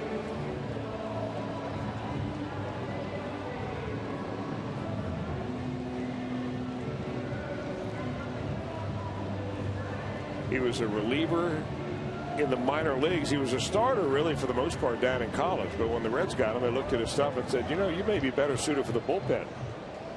And he played in 203 career minor league games. Didn't sign until he was 22 years old, now 26. And right now he's facing Darwin Barney with runners on the corners and 1 out. Reds are trailing, rolling in the top of the 4th inning. And it is a 5-0 Chicago lead. Reds falling in the opener, shut out here last night, 2-0.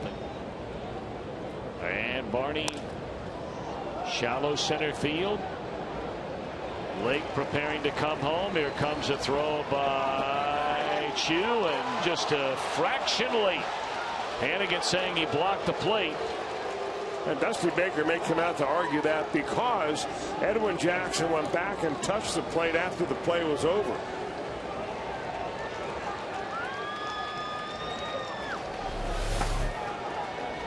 Strong throw by Chu. Remember, it's the pitcher running. And wow. Well, it looked like the top of the right foot, and then definitely the left foot came down on the plate behind it. The first try it doesn't, but the right foot got it, and then the left foot got it. Yeah, but I think his knee is the first thing that catches, and I'm not so sure that. Well, I'll tell you what, Ryan Hannigan did a heck of a job protecting that plate there. Unfortunately, when all is said and done, it's a sac fly run batted in. That's a great throw by Chu. I mean, you can't make a better throw than that.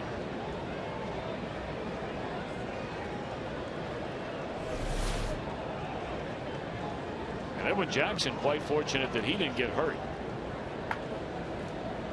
I mean, all that force and colliding with Hannigan, he popped right in the air. 0-1 to Anthony Rizzo.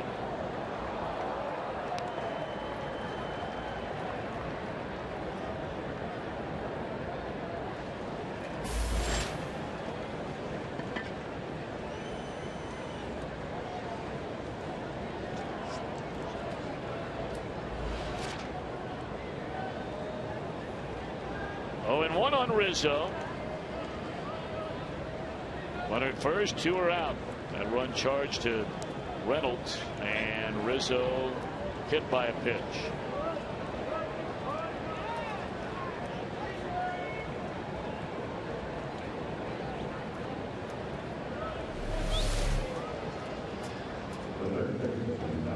Just above the left knee, that one hit Anthony Rizzo.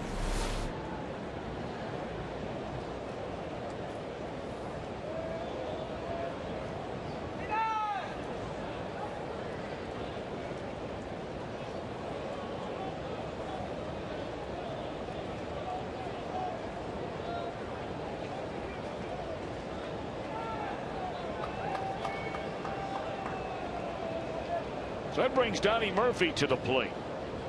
He took it from a 2-0 game to a 4-0 game with a 2-run home run that just cleared the wall in left field back in the third inning. That came against Reynolds.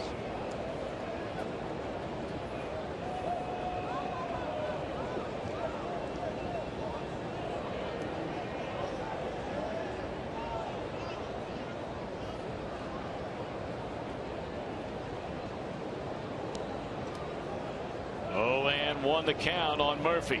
2 on, 2 out. And now 0-2. Good location on a 93-mile-per-hour fastball, knee high on the outside corner from Cristiani.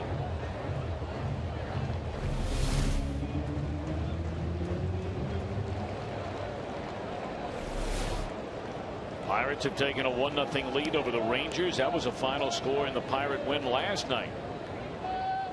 We talk about two of the more hitter-friendly ballparks in the league, and both of them played host to a shutout last night here and in Texas.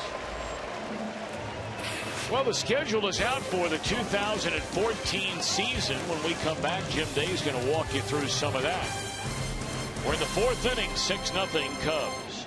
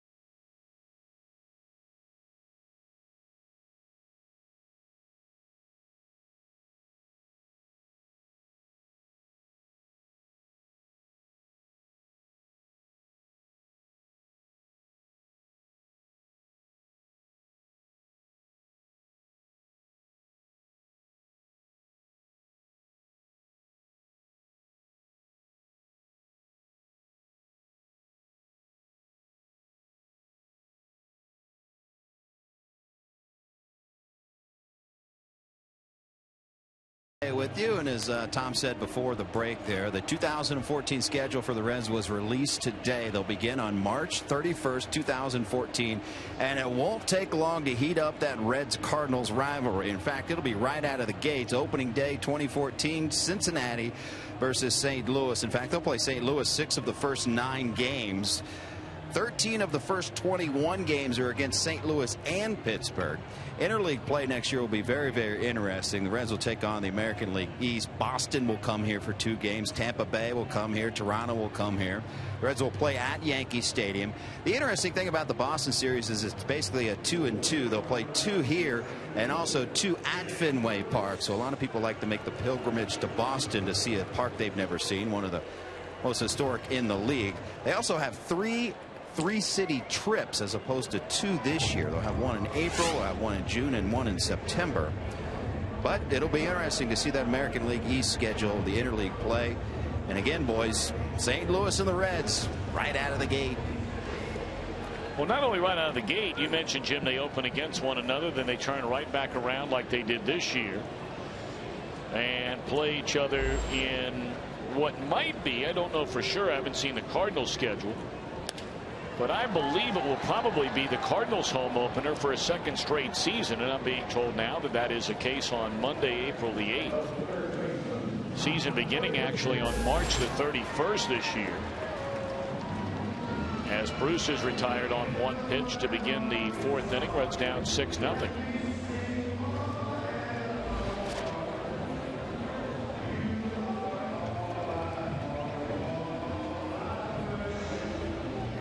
Schedule's loaded up with a lot more road games the early part of the year than over the second half of the season.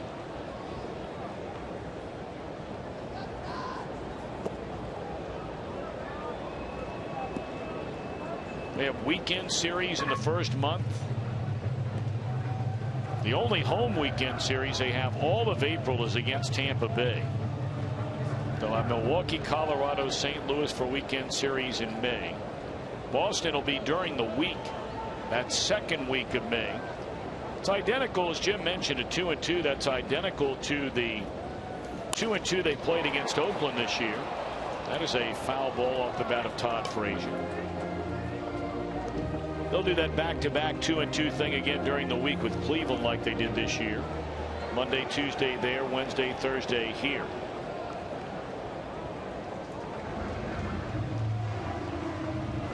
So the 2014 schedule is out now. I would imagine you can take a look at it at Reds.com.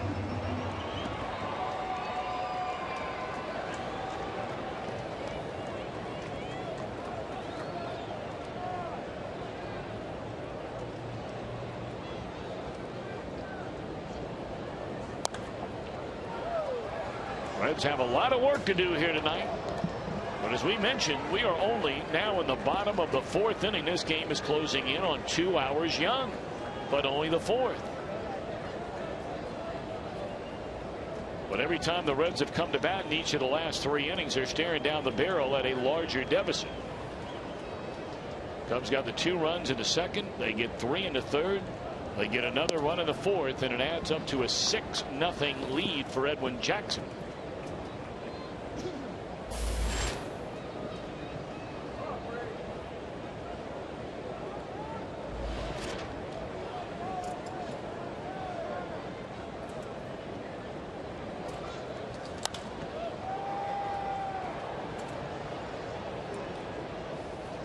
McDonald camped underneath it. That'll be out number 2.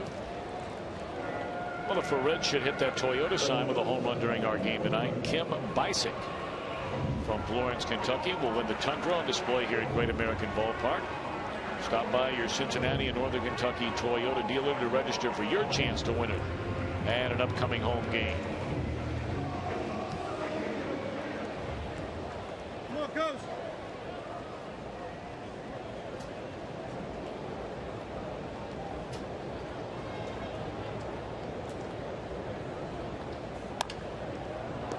Check swing comebacker, and the Reds are gone in order for the first time tonight. We go to the 5th.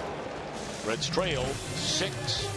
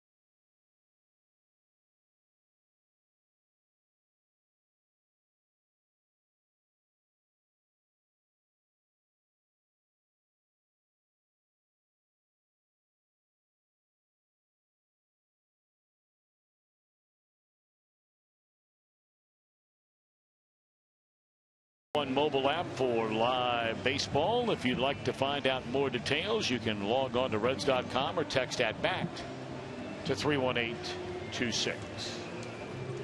6-0. Cubs lead the Reds here in Game 2 of this 3-game series. A homestand which began with the Reds winning 3 out of 4 over the Cardinals, sweeping the Los Angeles Dodgers. And you're thinking, man, this team is on a roll. But the Cubs don't want to hear about any of that. They got spectacular pitching from Travis Wood last night. Good bullpen work from Strop and Gregg in a 2-0 win. And 6 runs and 9 hits for the Cubbies through the front 4 here tonight.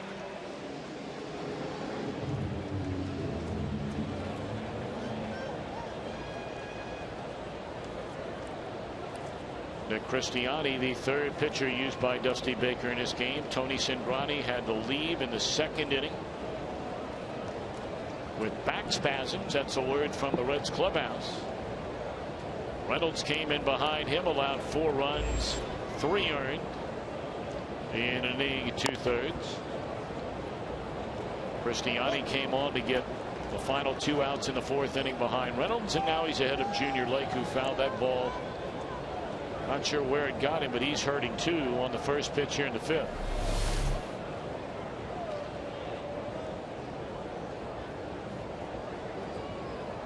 He may have gotten the double whammy there, fouling the ball off your foot and then rolling over on your ankle.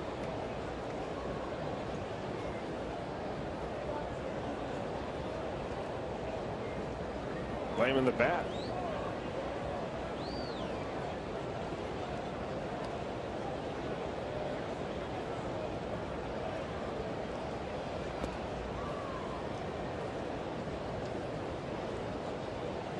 You might say with the last 2 Reds pitchers being in there, Greg Reynolds from Stanford and then Nick Cristiani, who did his collegiate work at Vanderbilt, the Reds are upping their scholastic aptitude anyway. Couple of outstanding universities.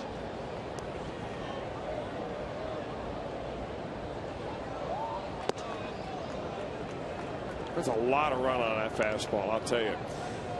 And he really came on towards the end of the year. Cristiani did. He was one of these guys that Reds saw a lot of in spring training because he was always one of the extra pitchers that would go on almost every trip just in case the game went extra innings or they needed somebody to fill in. He was always there. Did a lot of bus time. That's one thing you notice immediately about Cristiani is the action on his fastball.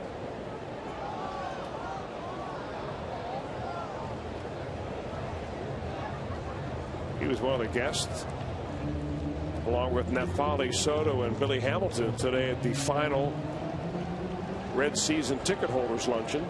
How'd that go? Went wonderful. Bob Castellini there. Walt Jocketty was there, and those 3 players that we mentioned. Of course, Billy Hamilton answered a lot of questions. I was getting ready to say, I bet you Billy Hamilton was the star of the show among that young trio of Reds.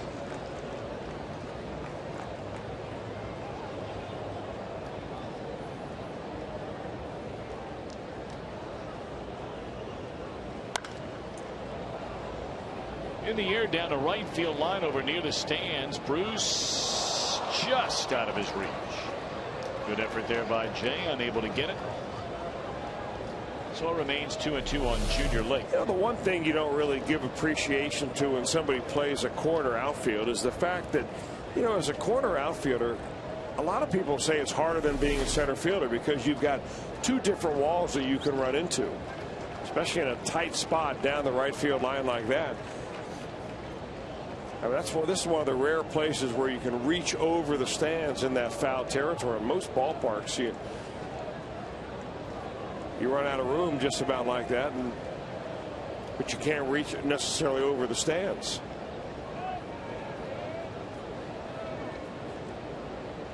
Of course, the Wrigley Field spot between that foul line and those right and left field stands, there can only be about a foot.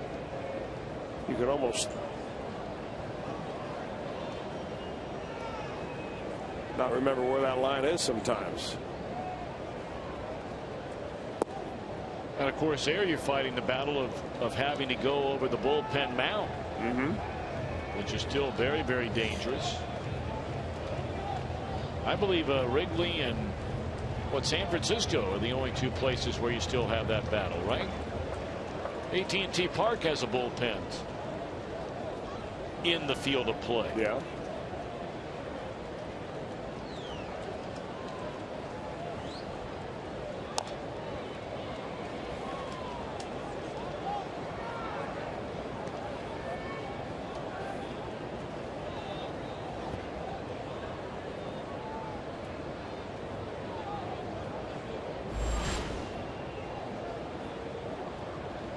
That was a norm for many, many years in virtually every ballpark there was around the major leagues. Old Riverfront Stadium among them. Still 3-2 on Junior Lake. Cristiani having a hard time putting Lake away. A lengthy at bat here to begin the fifth. McDonald on deck, and then he'll be followed by Wellington Castillo.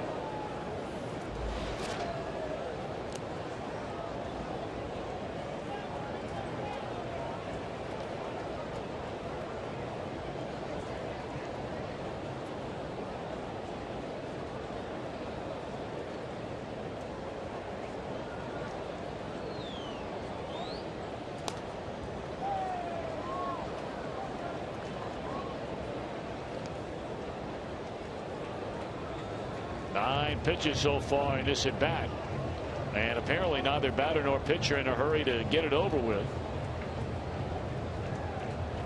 Lake standing in the grass around home plate, and now approaching the box, putting those toes in the water, and Cristiani waiting on him.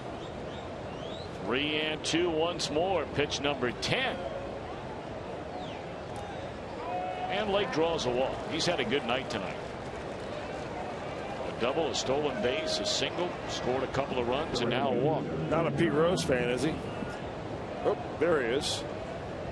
Wonder what that time was to first base. I mean, he had no idea, did he, that the ball had gotten away from the catcher? What harm is it to run down the line, check with your first base coach, maybe Hannigan slips going after that ball, and you have a chance to go to second. Let's see here. Take my stuff off. Work my way into a jog.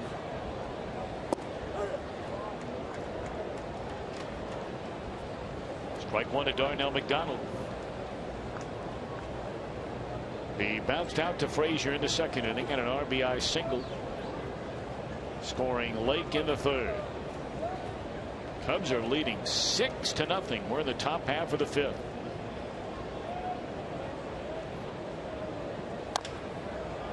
High bouncer, and rather than touching the base himself, which looked like it had a better chance of turning the double play, tough to tell from up here, but Phillips feeding Kozak, who had the momentum going, and McDonald able to leg it out.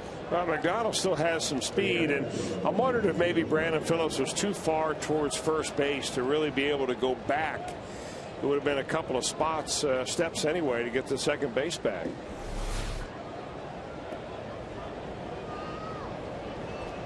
Well, we get the out at second. McDonald on at first, one out, and here comes Castillo. He got the Cubs on the board in the second inning with that long 2-run home run to left field.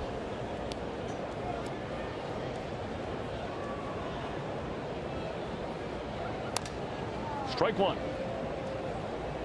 Trying to hit another one with that swing.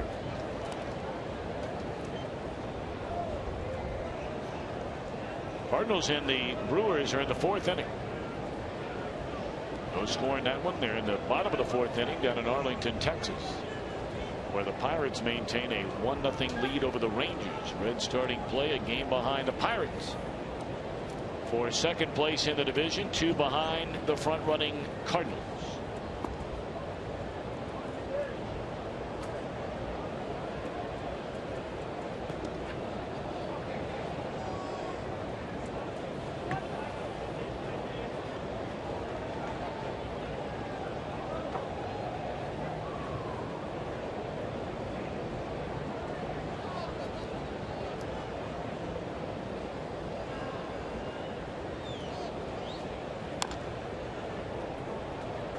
That American League wild card race is going to be a one to also keep an eye on. There is still a divisional race in the American League West. Texas 2 behind Oakland. In the American League Central, every time you think Detroit's going to go ahead and just sort of finish off Cleveland, Detroit will go into a slide. They've lost 3 in a row. And the Indians are 4.5 behind Detroit for the division lead. Boston a rather comfortable 7.5 game lead over Tampa Bay. The ball in the air to center will back up Chu but stay in the park, 2 out. But in that American League wild card race, you've got Texas and Tampa Bay. Tampa Bay, the second wild card team, a game and a half better than Baltimore and Cleveland, 3 better than the Yankees, 4 better than Kansas City. And of all those teams that are playing tonight, let's take a look. Baltimore leading the Yankees by a run. They're in the 7th. Kansas City leading Cleveland 4-1 in the 7th. Boston beating Tampa Bay 2-0 in the 6th. Hey, that's quite a race involving multiple teams.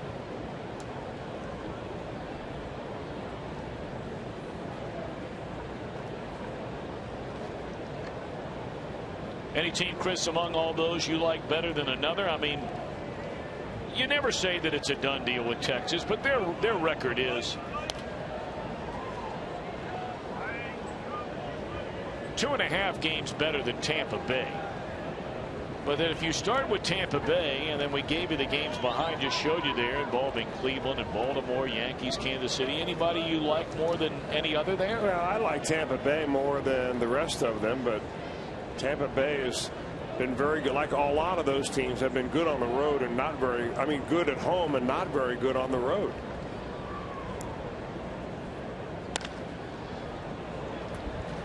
Sweeney ground ball to second. That's a force out, and that'll end the inning. First time the Cubs have not scored in an inning since the first. They lead 6-0.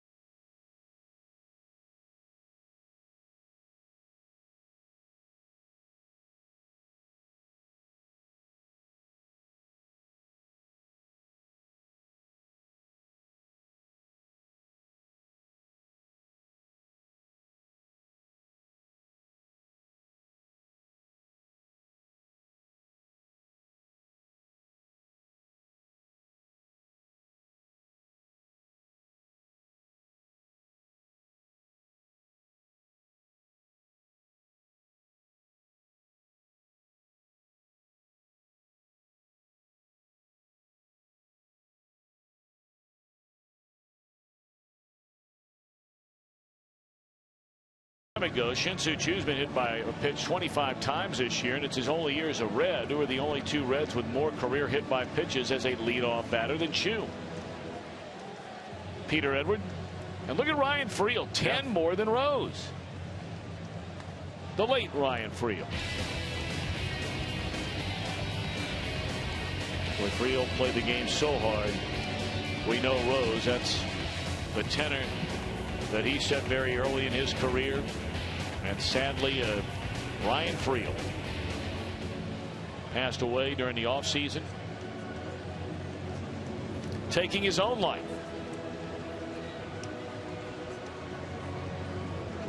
Well, there's so many people that saw Ryan Freel play that immediately would say, well, you know, he plays it just like Pete Rose.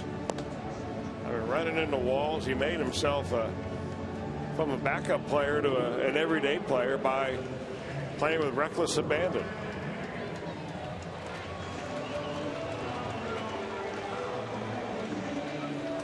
Okay, now there's a caveat to this answer, because when I saw that answer come up, I'm thinking to myself, there is no way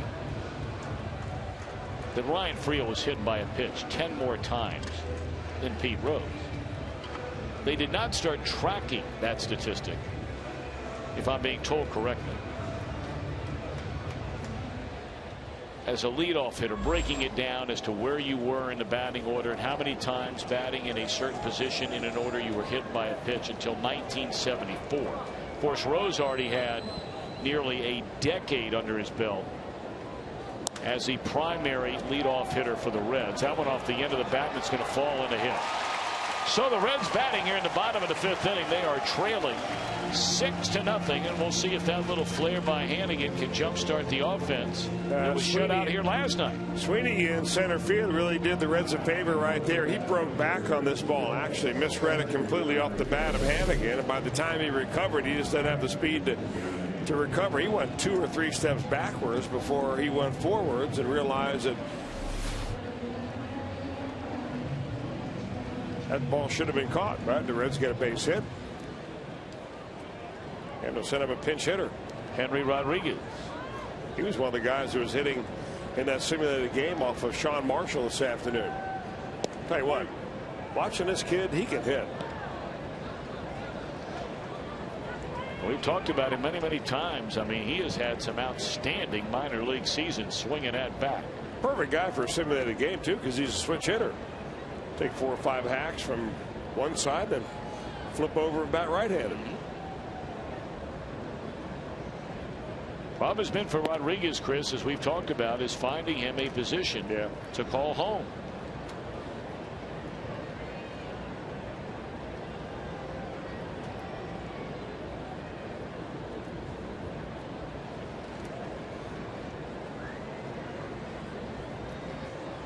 One and one on Henry Rodriguez. We go back to the top of the order next. The Reds have 6 base hits in the game. And you can make it 7 base hits in the game, as Rodriguez comes off the bench with a base hit. So 2-1, nobody out. Now we roll back over to the top of the order. You know, Rodriguez is always one of the most successful spring training players the Reds have. And of course, what happens in spring training, especially the early part of spring, is that the starters play for 2, 3, 4 innings. Then you bring in the second team, and Rodriguez is most oftentimes used in that, and he gets a lot of hits down there. A lot of them just like that.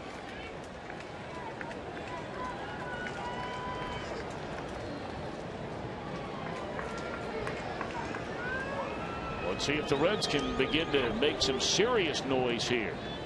2-1, nobody out. Chu, the batter, he has popped up to right and singled into center.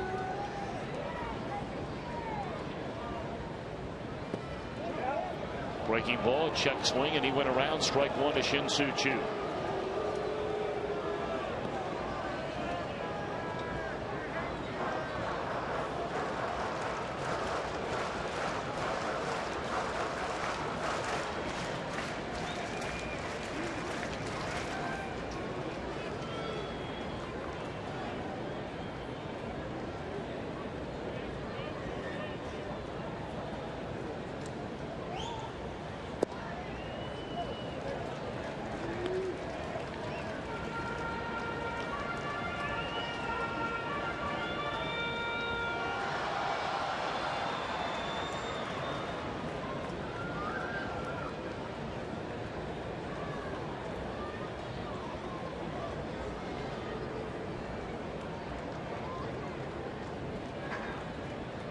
One and one to Chu with 2 on and nobody out, and that one up under his chin. 2 balls and a strike.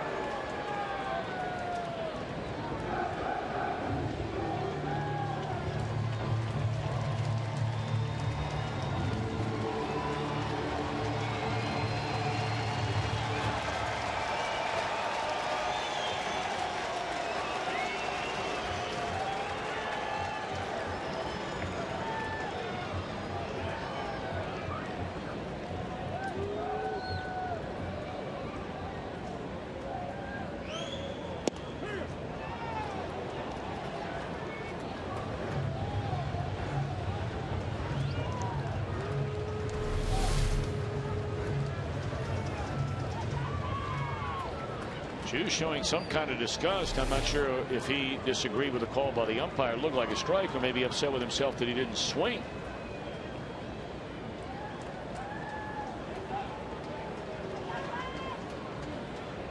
Two and two on Chu. 2 on and nobody out. And he fouls it off out of play to keep it at 2 balls, 2 strikes.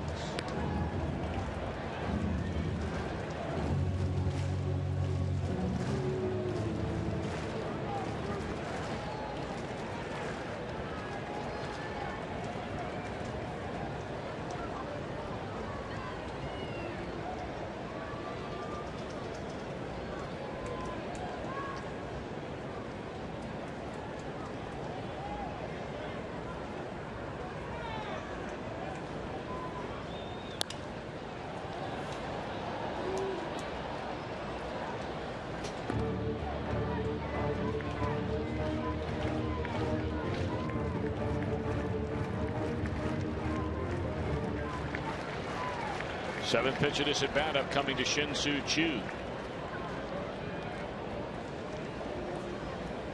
Looking for a base hit to get the Reds on the board for the first time in this series.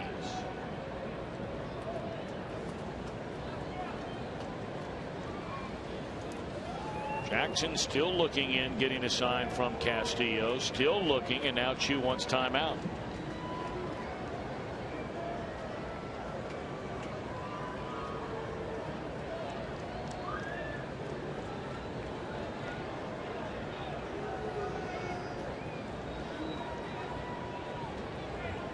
Jackson still can't on the same page as Castillo. Now okays. And a 2-2. And a comebacker to the mound. That'll be 1, and that'll be a double play. So 2 on and nobody out. Becomes runner at third, 2 out after the double play off the bat of Shin-Soo Choo.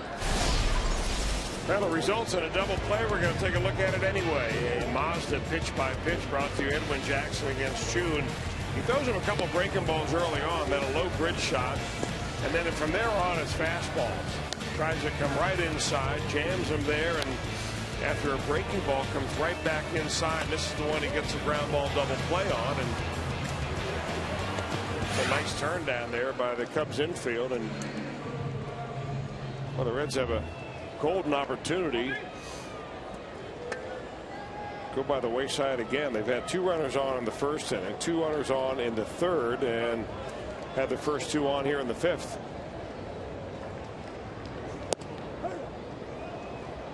So now runner at third, 2 away, and here's Brandon Phillips. Brandon in the game has struck out looking and bounced into a 3-6-3 double play in the third.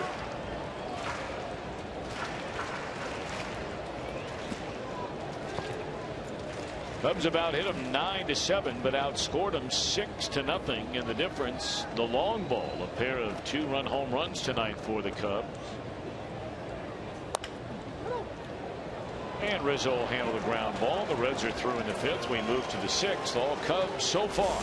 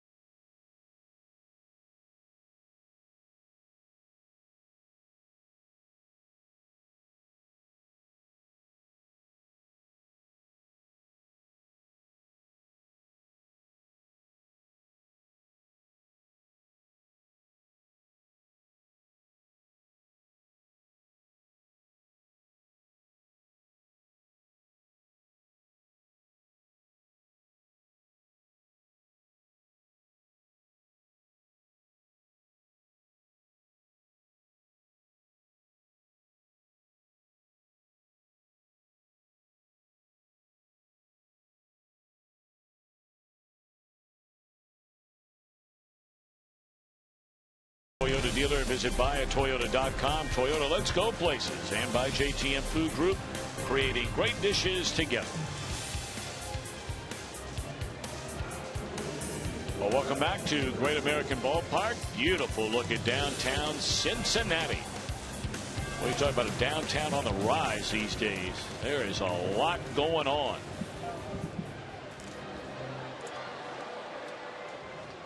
What's not going on tonight, the Reds offense. They were shut out here last night, and they're getting blanked tonight. 6-0 is now Curtis Parch will take over. Good job done by Nick Christiani. He goes an inning and 2/3. Hits a batter, walks a batter, no hits, no runs. And now Curtis Parch in for the 13th time. He's been up and down a couple of times, Parch has. And, you know, it was in an extra inning game against the Cubs in Chicago that Parch kind of pitched his way into the memory and the brain of Dusty Baker and Brian Price. A guy that's always had terrific stuff. He's a big guy. He's 6'5", 240 pounds, and throws very hard. But in that extra inning game, as I recall, he pitched about 4 shutout innings. You may not recognize him now. He had a haircut since he was last up here. In fact, that long curly red hair was getting so long he thought for a little while that he could donate that hair, and evidently not quite long enough.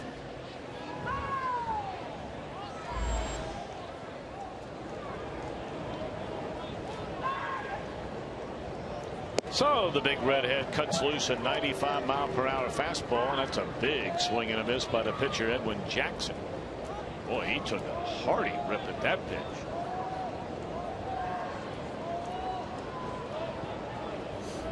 Jackson working on a 7-hit shutout, and that's through 5 innings tonight. He's not walked about it, so he's not compounded any problems. And as Chris pointed out just a moment ago, he has been in a couple of jams in this game tonight. You know, his pace of pitching, though, is so slow that it gives you the impression that he's not throwing a lot of strikes. He's throwing more than 2 strikes for every ball he throws. His ratio is very good. Getting ahead of a lot of hitters with the first pitch strike, I think 15 out of 20 times. Yep. Or 16 out of 21, something like that. And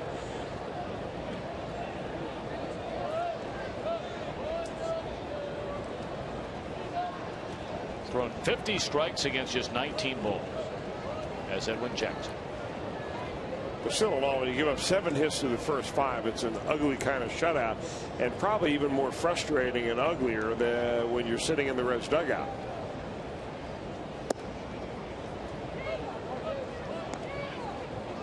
You know, you wonder what goes through the mind of a manager or a coach or Walt Jocketty, or, you know, the owner, Bob Castellini, you, me, fans watching at home. I mean, I think all of us would sit here and say, Chris, is this the same team we watched the last 7 days before this series began last night? I mean, there was so much of a sense of urgency. Games were tight, well pitched, close, clutch hits, great bullpen work. A sense that it's time to go out and win another divisional championship. But obviously, when you fall behind, now last night was only 2-0, but there just never was that energy in the ballpark here last night, or in the dugout, or on the field. And we saw when the Cardinals and the Dodgers were in town, and the Cubs are certainly taking advantage of that, if not putting you in that kind of a mood. Sometimes it's hard to show that energy. First of all, when you don't hit, it looks like you're being lackadaisical. Sure. And that's just the nature of the beast in baseball. But the other part of it is that when you're playing a team that is not as on edge as you are. I mean, the Cardinals came in here. They needed that series. They had been scuffling, and they needed those games as much as the Reds. The Dodgers have been playing very good baseball. They brought a pennant contending team in here. They wanted those games. They brought 2 of their best pitchers 2 of the last 3 games in Greinke and Kershaw. I mean, it made for playoff type atmosphere. People anticipated those series.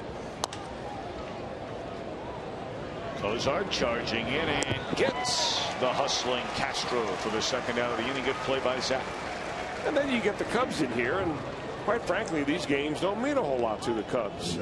I mean, this is salary drive time for a lot of these guys on the Cubs team. Some of them are worried about next year. Are they going to get a contract? What's it going to be? Am I going to be here next year? So they're not really playing for the common goal that the Reds have in mind, and sometimes those teams can be tough to play.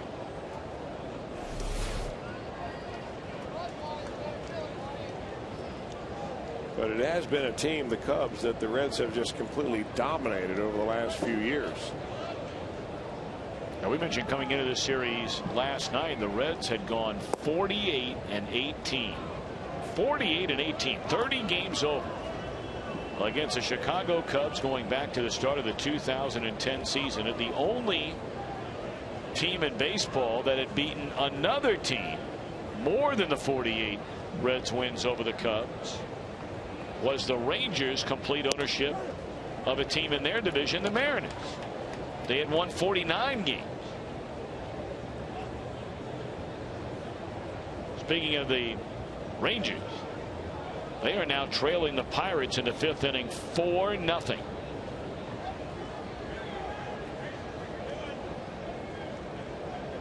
Cardinals and the Brewers are scoreless in the top of the 5th at Busch Stadium.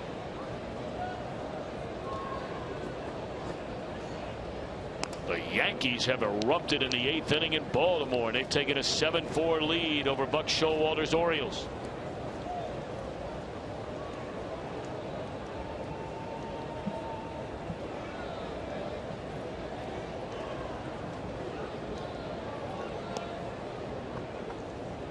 Parks trying to make it a 1-2-3-6 inning. 2-1 on Darwin Barney, and now 3 balls and a strike.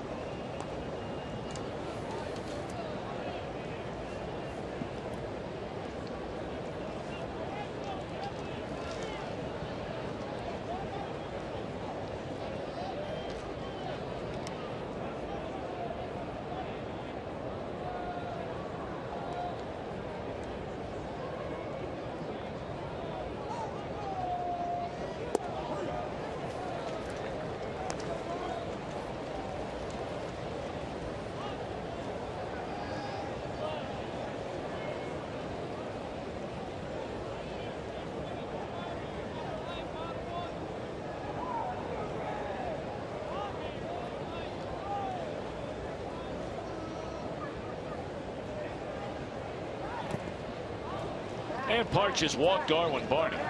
Barney has been on base 3 times tonight and has a sac fly run batted in. He's been walked twice and he's hitting .213.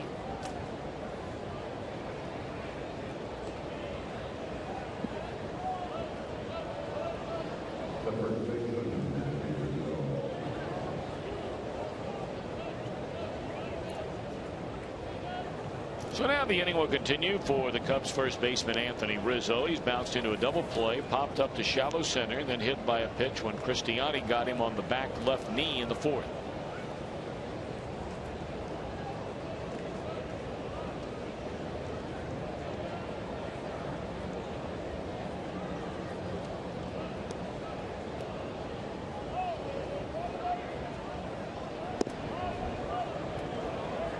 Now Parks is overthrowing right now. Not only did he walk Barney, but he threw 2 pitches right by Ryan Hannigan. He might be losing grip of the baseball. See him trying to dry his arm off. It's a very humid night. And that sweat will drip down your arm all the way down right into your hand while you're looking at the side of the catcher. You can feel that kind of pooling almost in your hand. Gets on the fingers, and next thing you know, you're throwing the ball to the screen.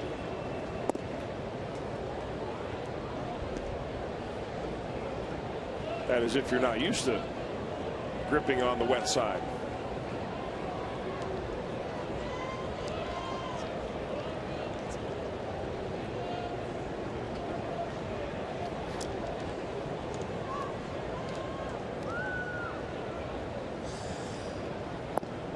Two and one on Rizzo.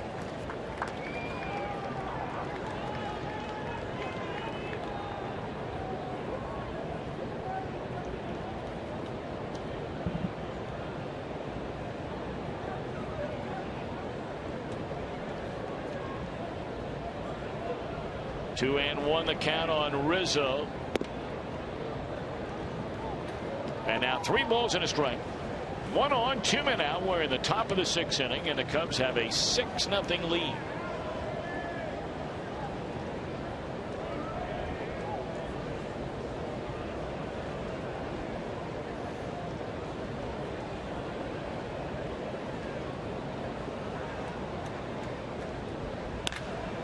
Well, he jumped all over a 3-1 fastball at 96 right there.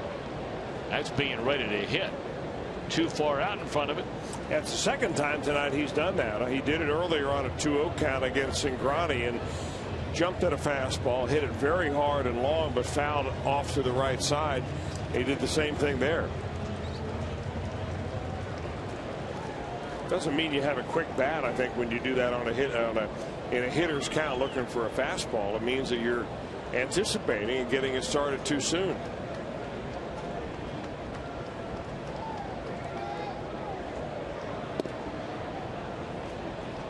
And Parch has walked back-to-back batters with 2 men out here in the 6th inning, and Brian Price will spring from the first base side dugout and visit with Curtis Parch.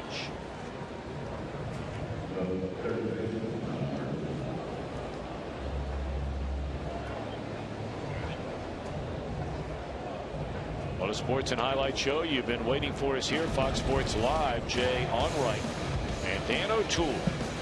They have everything you need to know about the world of sports. Fox Sports Live airs nightly on Fox Sports 1, available on all TV providers. To find out where they are on your provider, go to Fox Sports 1, the number 1.com.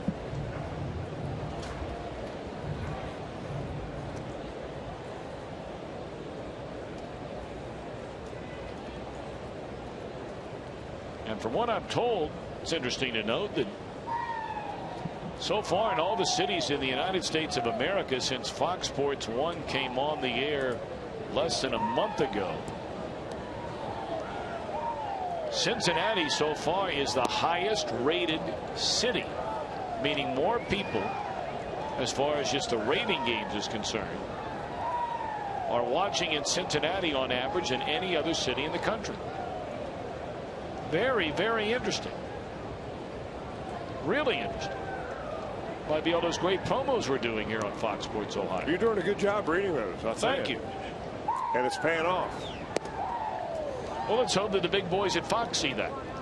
I mean, I'm sure you and I are the guys on the air right here in the city where they're the highest rated of any since they launched. Don't you think that should become some sort of a factor? Will you just take me along with you on your way to the top? No, I said that you do just as many as I do. I'm saying we're a team. All right, I like that.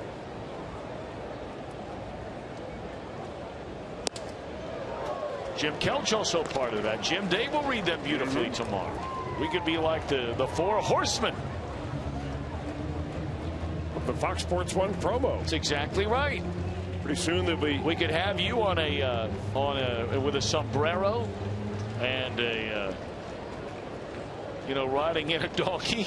I think maybe you're better at reading than you are a creative writer. Certainly better than at math. Taken outside. I mean, can't you see the 4 horsemen, though? I like that. Yeah, but you particularly, though, on the donkey. I think that would be the burro. Have you on the burro galloping through downtown? I think it'd be spreading the news with a Fox Sports Live saddle. Fox Sports 1. We'll get Jonathan Broxton to buy you one of those, like you bought Homer Bailey with that saddle. And this one will saddle up against the wall down a left field line, and on his way and scoring is Barney. On to third goes Rizzo. That's an RBI double by Murphy. He's knocked in 3 tonight. That makes it 7-0.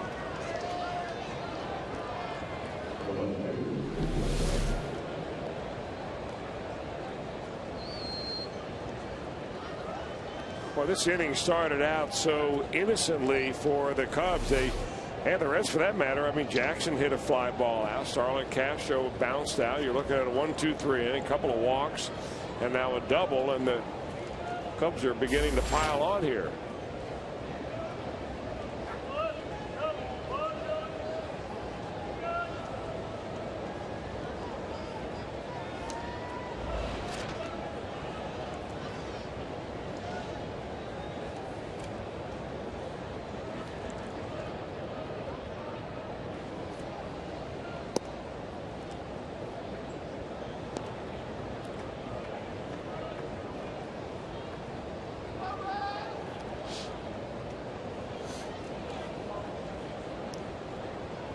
Junior Lake has been on base all 3 times tonight.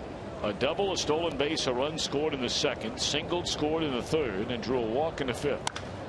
And this one will be stopped by Cozart from his knees. He throws out Lake, and what a play by Zach Cozart. That is a beautiful, beautiful play. Cubs get a run, a hit, a couple of walks, strand 2, and lead 7-0.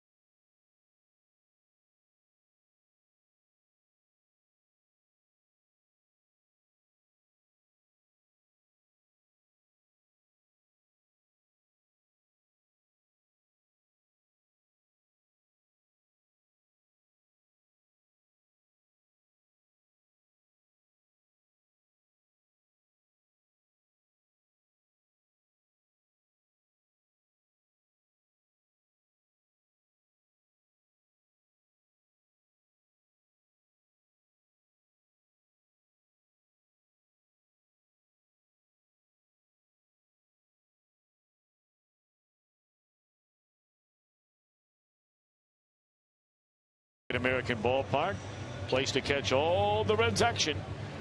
You can still plan a group outing of 25 or more and enjoy additional savings. Reds have 7 home games remaining tomorrow afternoon. 3 against the Mets, 3 against the Pirates, and that's all she wrote.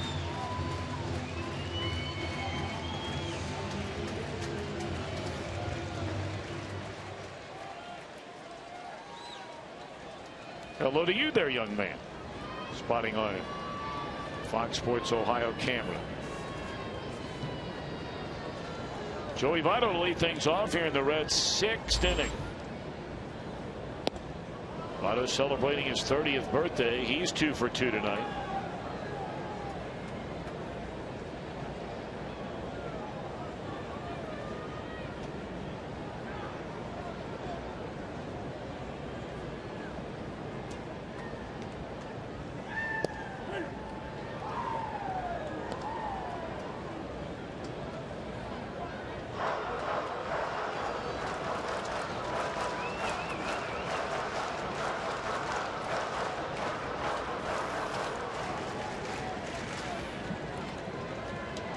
Seven runs, 10 hits, 7 men left on base for Chicago. No runs, 7 hits.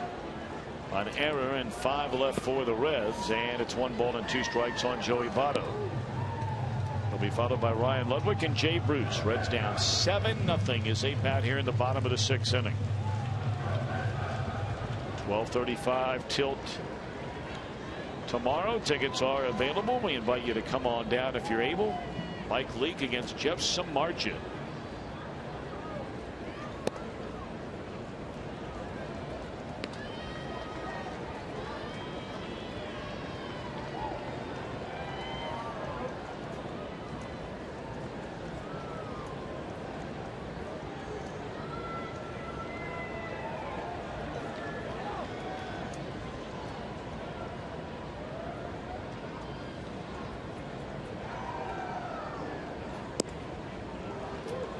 Pirates threatening to blow that game wide open in Texas. They have a 4-1 lead, but they have runners at second and third and only 1 out batting at the top of the 6th inning.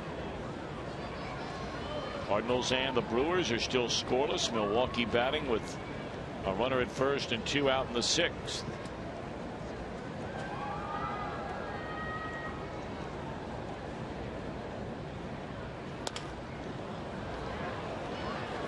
Jackson will handle the roller back to the mound. 1 out.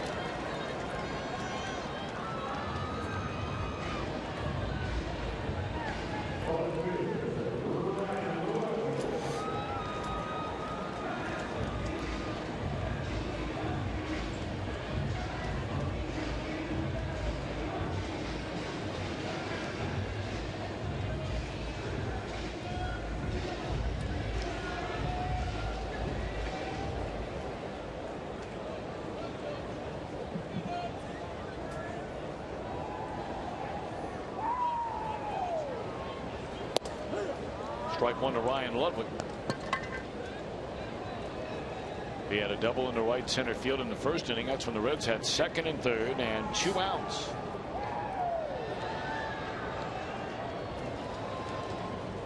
Jay Bruce is a 1 Red where he's had more chances than anybody, the 2 games in this series anyway, to do some damage and knock in some runs, and things just haven't gone his way.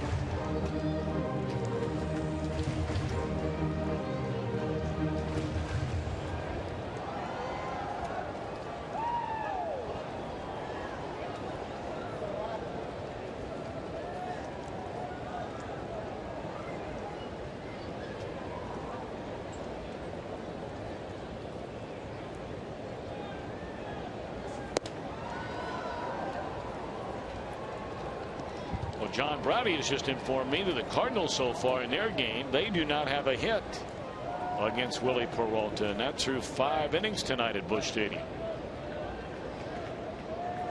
Now the Reds have seen what Willie Peralta can do. He threw his first major league shutout against the Reds up in Milwaukee. Got a chance to be a good pitcher. I know you've been talking about him. There's a swing and a miss, and Ludwig gone on strikes.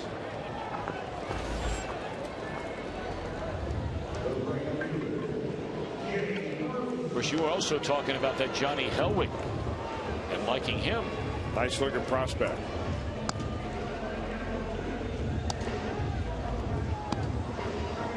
We'll get all the inside information on the Bearcats. Bearcat Sport Weekly with Tommy Tuberville. UC's plan for their showdown with Northwestern State.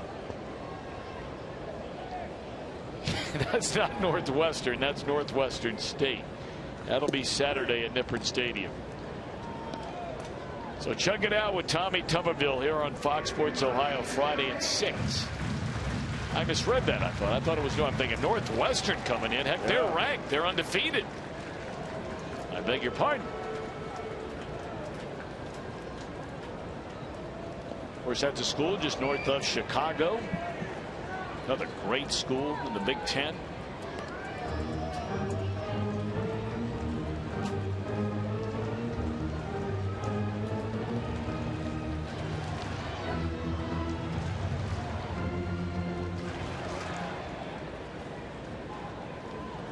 Edwin Jackson now 3 strikeouts in the game. He has not walked a batter tonight. He's thrown 81 pitches, and we're in the bottom of the 6th inning with 2 outs and nobody on. Jay Bruce has bounced to first and fly to center field. 2-1 to Jay Bruce.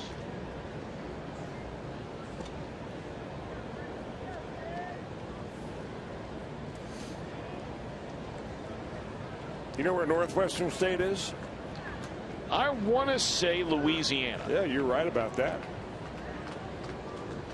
What town is that in? Natchitoches. Natchitoches.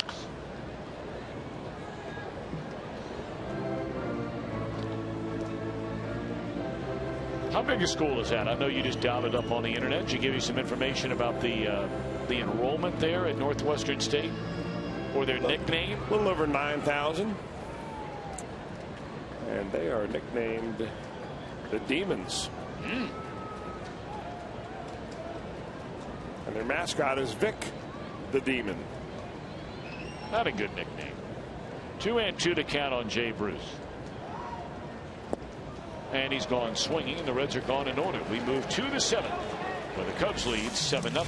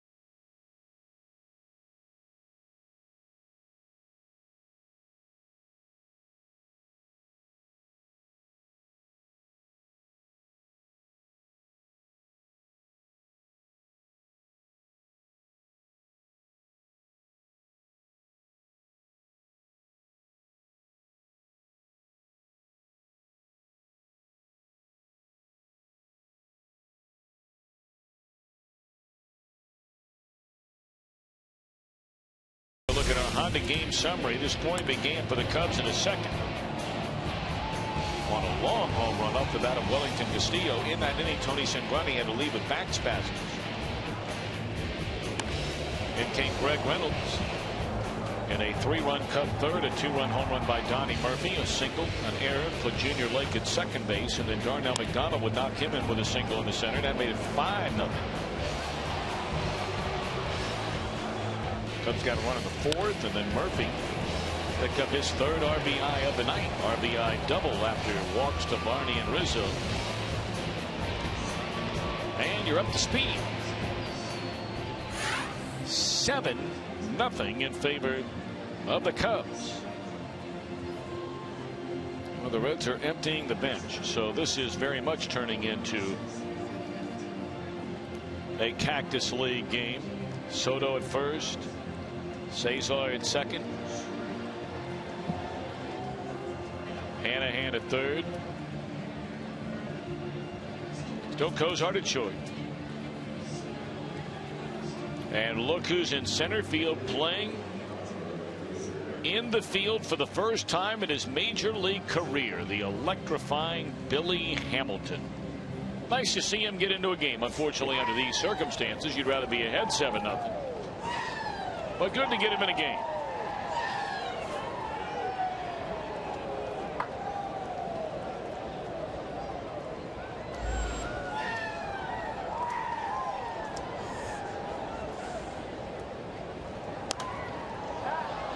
Curtis Park still on the mound. He issued walks after retiring the first two batters in his only inning of work in a sixth, and then gave up that double to Donnie Murphy to make it a 7-0 game.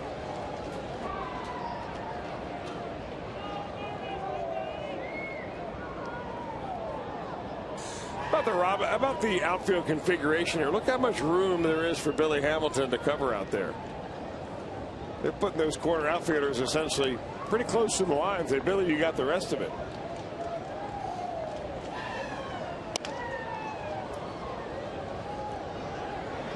Ground ball to short, and Cozart throws out Darnell McDonald to open up the Cubs' 7th inning.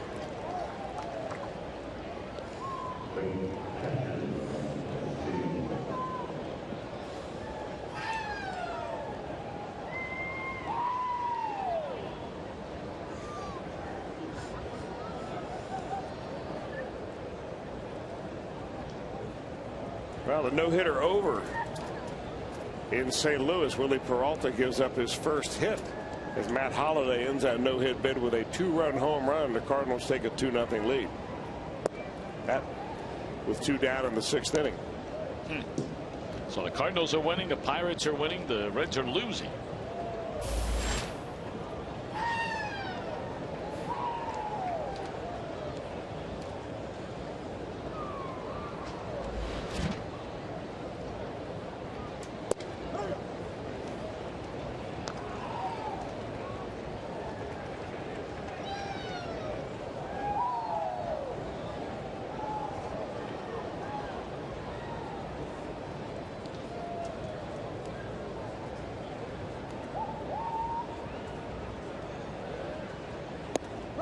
And there, strike 1 and 2 on Wellington Castillo.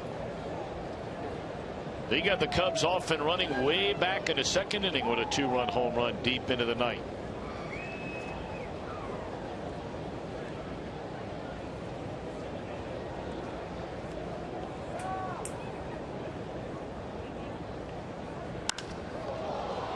This one in the air to left center field, hit a long way. Hamilton at the wall. He cannot get it. Home run, 2nd of the game for Wellington Castillo. And that makes it 8-0 in favor of the Cubs.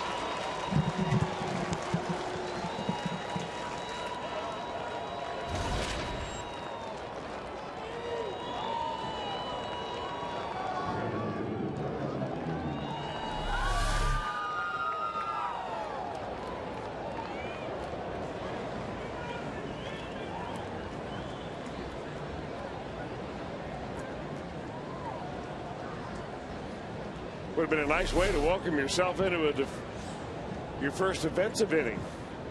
That ball just beyond Billy's reach. Of course, Hamilton has learned a new position this year. Many of you may recall that he has been a shortstop throughout his entire professional career until this season, when the Reds made the decision they were going to move him to the outfield, and specifically center field.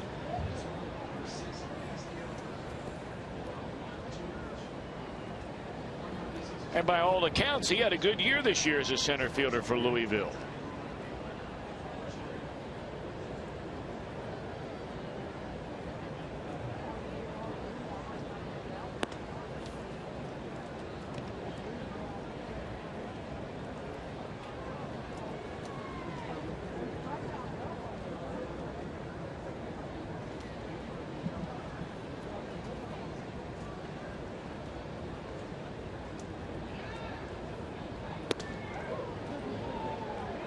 That one spins Sweeney out of the way, and it's 2 balls and 2 strikes.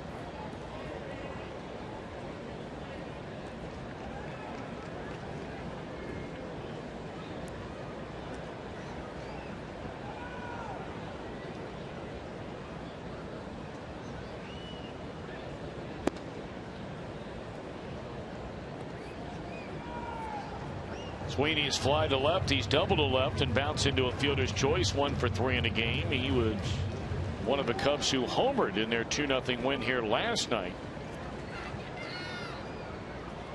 He got him off and running in the 2nd inning with a solo home run off eventual loser, despite pitching brilliantly last night, that being Bronson Arroyo.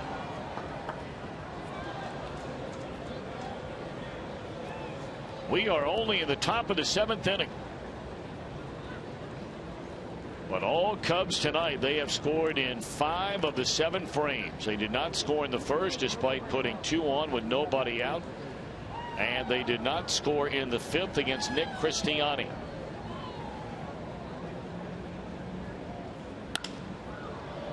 This ball hit hard, but Hamilton over in the left center. He's got it there, 2 men out.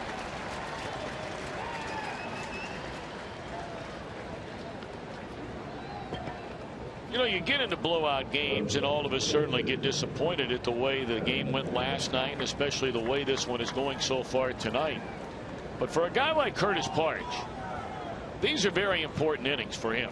Oh, you're exactly right. We talked about it early on, and in a manner for Curtis Parch, it's the same thing that a lot of those guys in the Cubs dugout is feeling right now, which is a salary drive. You're trying to put yourself in the front part of the memory of the general manager and the pitching coach and the manager. Wow. And Edwin Jackson has just hit a home run to make it 9-0 Cubs. Now, his first home run of the year for Edwin Jackson. Always been a pretty good hitting pitcher, although his batting average this year was .060 something coming into this ball game. And he gets a 95-mile-an-hour heater right down Broadway and turns it around like that. Nearly knocks a Cubs fan off his perch. First one of the year, second one of his career. Well, everything going Edwin Jackson's way tonight. Parch gives up 3 runs in an inning and 2/3. So we will take a break in the action as Dusty Baker will once more go to his bullpen. That'll be left-hander Zach Duke. Back in a moment.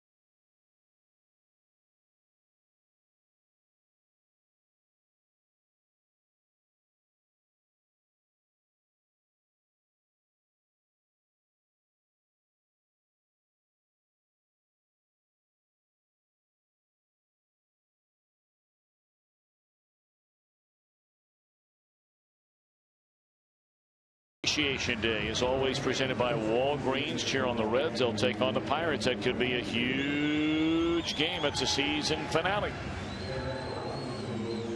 Our drawings for fan prizes throughout the game, gift cards, Reds autographed items, and so much more. The Reds and the Pirates Sunday, September the 29th. Log on to Reds.com for tickets or call 381-REDS. Well, further changes for the Reds. They have a new right fielder, they have a new left fielder, and they have a new pitcher. We'll start with Zach Duke. Well, the left-hander's been pretty good so far since the Reds activated him and made him part of this 25, or made him part of the 40-man roster.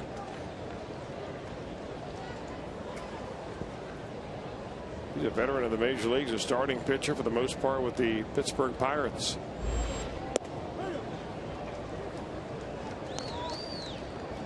Heisey goes to right. Derek Robinson, who was in right, moves over to left.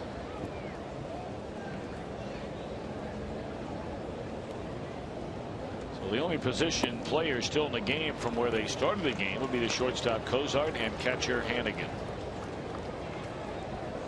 Every pitcher the Reds have used tonight has gone exactly 1 2/3 innings. Sadly for Tony Cingrani, leaving with back spasms. Gave up 2 runs. Greg Reynolds inning in 2/3, 4 runs, 3 earned. Cristiani inning in 2/3, no runs. And Parch inning in 2/3, 3 hits, 3 runs. It adds up to a 9-0 Chicago lead. 9 runs, 12 hits. No errors, 7 men left. No runs, 7 hits, an error, and 5 stranded for the Reds.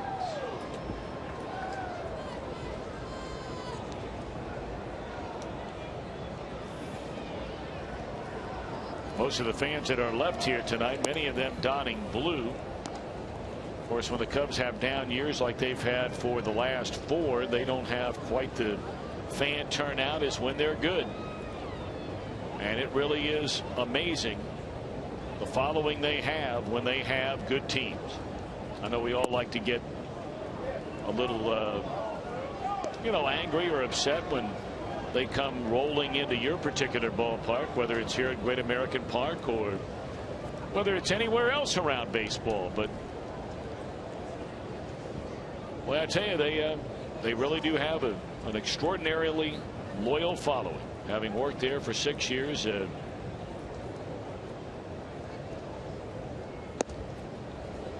I don't know many things, but I can tell you this. As crazy as some thought it was when the Boston Red Sox won the World Series, there aren't many things I know at all in this world, but I do know one thing. If there ever does come a day the Chicago Cubs happen to win a World Series, there will be no celebration like it that sports has ever seen if the Chicago Cubs ever win one day a World Series. I'm not talking about a violent kind of thing.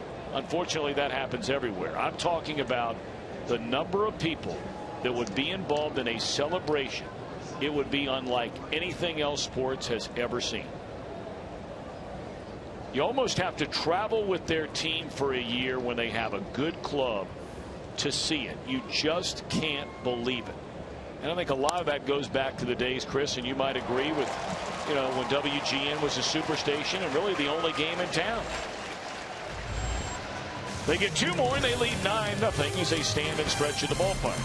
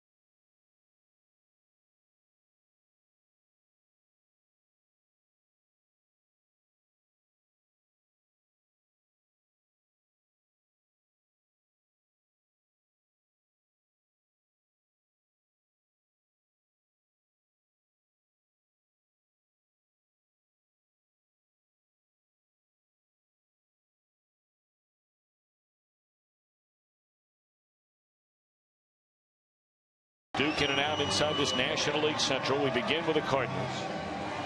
Look at all the home games. 12 home games, 7 road games for St. Louis, and the only team they play with a winning record. But that doesn't guarantee anything. We've seen that the last 2 nights here. Would be the Nationals.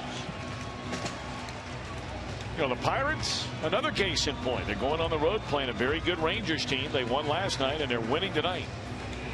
They go to Chicago the last 3 of the year here against the Reds. 6 total games against the Reds. Last 2 weekends of the season. We know about the Reds. They're getting ready to embark after tomorrow on a 3-city road trip. Milwaukee, Houston, Pittsburgh. Then the final 6 against the Mets and the Pirates will be right here at Great American Ballpark. But tonight the Reds are losing. The Pirates and the Cardinals are winning. St. Louis with a 2-0 lead at home over Milwaukee in the top half of the 7th inning.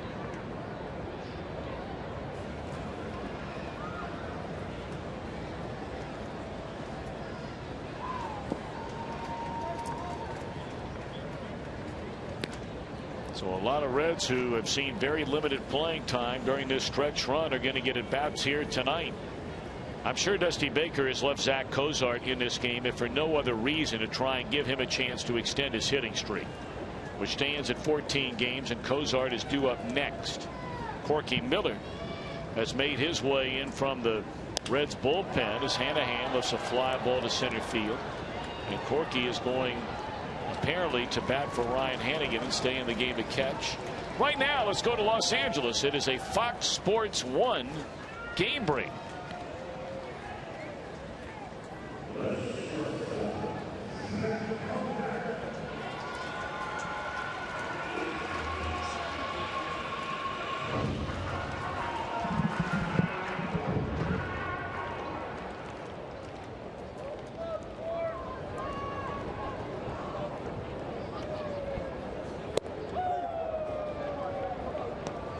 Alrighty, thank you very much. We mentioned the Pirates leading and the Cardinals leading, and here's Cozart trying to extend that hitting streak to 15 games. Tonight he's fly to right, or a bounce to second, I beg your pardon, and bounced out to the mound, and there's a hitting streak going to 15 games.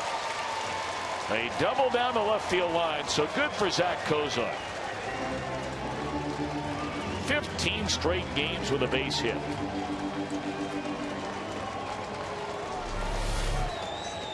Boy, he really has come on strong. There was a time during the season he probably was thinking he'd gone 15 games without a hit. Never quite that bad, obviously, but Zach is stinging the ball now. These aren't hits that are just falling in blue jobs. They are stung. He hit 2 doubles last night, 1 down the line, 1 in the right center field gap. Gets his 27th double of the year with that shot. The more I look over, though, this Reds roster, I think Dusty Baker had to leave him in the game. Yeah, he's out. Unless you're going to put Corky in the shortstop. I mean, obviously you can move his Turris over there, but then who would play second base? The Reds have already used Henry Rodriguez as a pinch hitter, and he did not stay in the game. But by staying in, it enables Cozart to extend that hitting streak, and that he has done. Well, you could put Hamilton in the infield. He's been an infielder. And put one of your other guys, Xavier Paul, into the outfield. Corky drives the ball into left center field, and that is going to fall in a base hit, and the Reds are going to score a run on a double by Corky Miller. That a boy, Corky.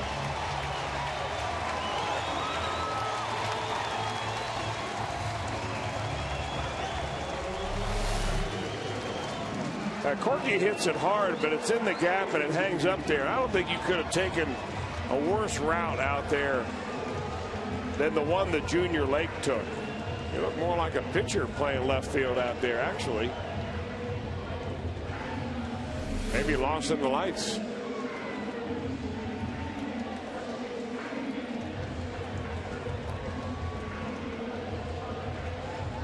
Chris Bosio coming out to the mound to visit with Edwin Jackson, has thrown 91 pitches in this game tonight. Finally gives up his first run of the game. Well, at least the Reds won't have the embarrassment of being shut out. back-to-back games by the Pittsburgh, or by the Cubs for the first time since 2007. The second in last couple of games of the season, right before the last game of the season. Bronson Arroyo and Aaron Harang ended up being shut out by Carlos Zambrano and Rich Hill. Big C, he was rolling back in those days. The Reds get one on the board, so kind of a grudge run, if nothing else. So now Heisey bats for the first time.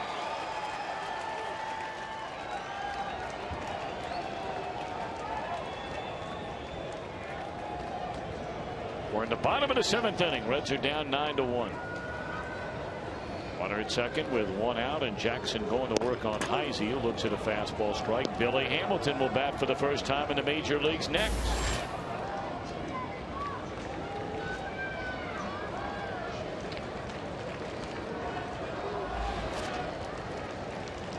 Justin Grimm, a right-hander, getting loose for the Cubs in their bullpen.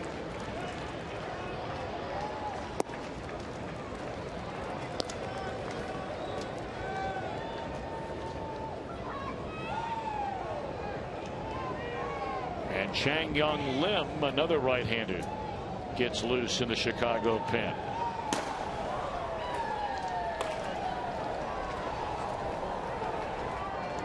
One and one to Heisey. And now ball and 2 strikes.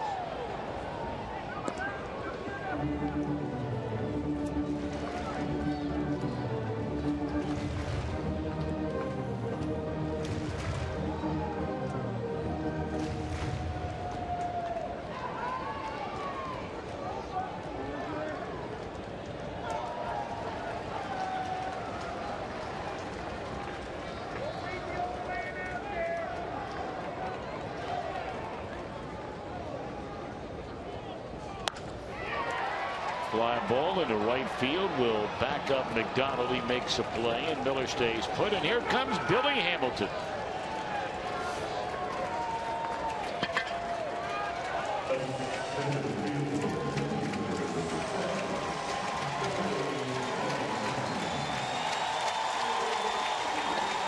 Hamilton celebrated his 23rd birthday yesterday. He is the first player in modern Major League history to record a stolen base in each of his first 4 career appearances. He's also the first player in the live ball era to record 2 stolen bases and 2 runs scored in their first 2 appearances in the major leagues without a plate appearance. Scored the game-winning runs, one against St. Louis, the other against the Dodgers. Made his major league debut 1 week ago tonight against the St. Louis Cardinals. That was a game he came in, pinch ran for Ryan Ludwig, stole a base against Yadier Molina, and scored the game's only run on Todd Frazier's double. 1-1 to Billy Hamilton. He is ranked as the organization's #1 prospect. Hit .256 at Louisville this year, his first full year at AAA, at 75 stolen bases. And of course, he set the all-time record in the history of professional baseball with 155 steals a year ago. And a line drive out to the shortstop in his first major league at bat.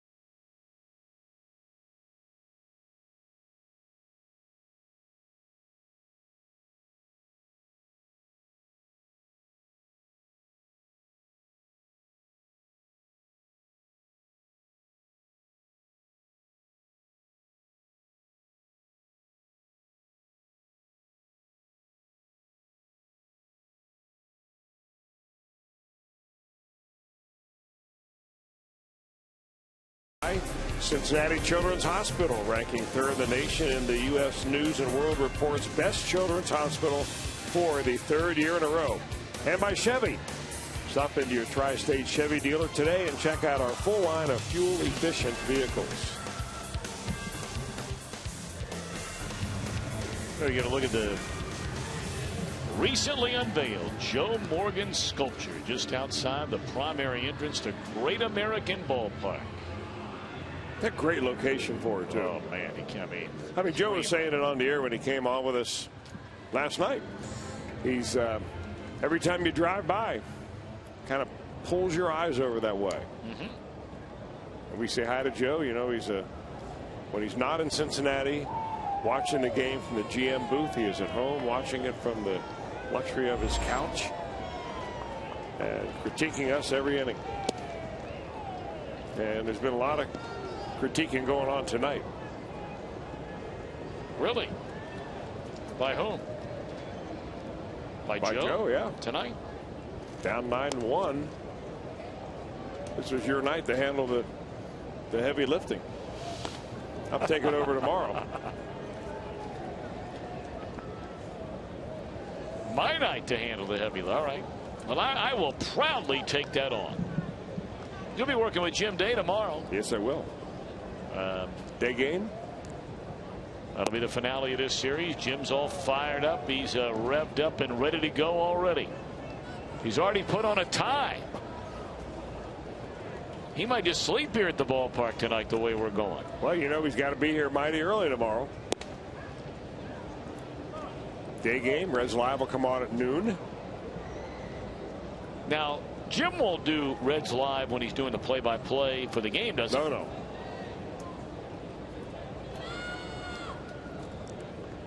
Understand our buddy Brian Giesenslaw will be here tomorrow to help out Jeff Pecoro handle the Reds Live before the game as Robinson runs that one down off the bat of Darwin Barney. All those guys doing such a great job. It's nice to have Giesenslaw stop in and join us from time to time. All the wonderful stories he does for Reds Weekly or for Reds Live and some of the packages he puts together. He's getting ready for a big NHL season. Really? Working this year for the Blue Jackets. I believe doing the pre and post game show for the Blue Jackets. How about Jim Day had that job? Well, that was back in the old days. I don't know why I always thought that.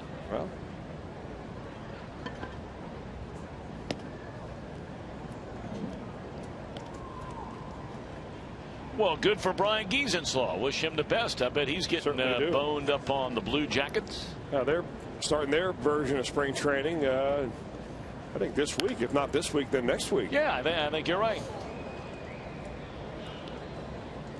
Although I can't imagine preseason for hockey is anything like preseason for baseball.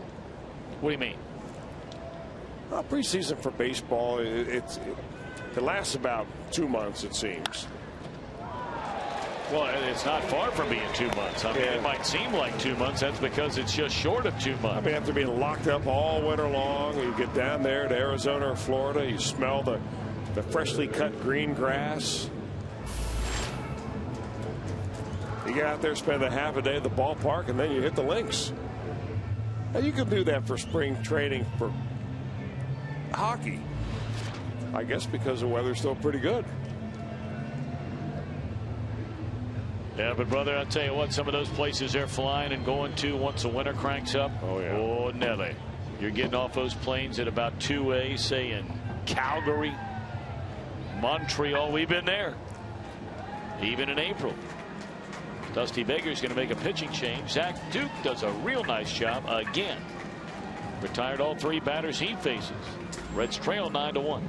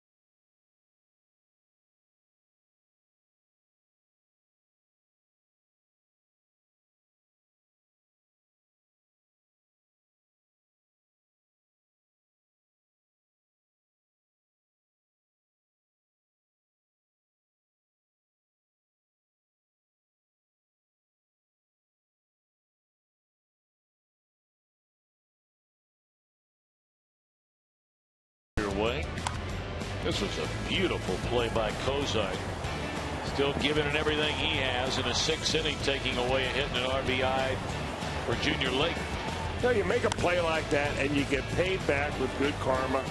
He comes right up there in the next inning and drives the ball down the left field line for a double, continues his hitting streak, runs it up to 15 games, and you know, that's the way you play the game. Every pitch as hard as you possibly can. Xavier Paul moves to left. New pitcher is Logan Ondrusik. Robinson moves over to right, and Chris Heisey, who just came in, 2 innings ago, is now out of the game.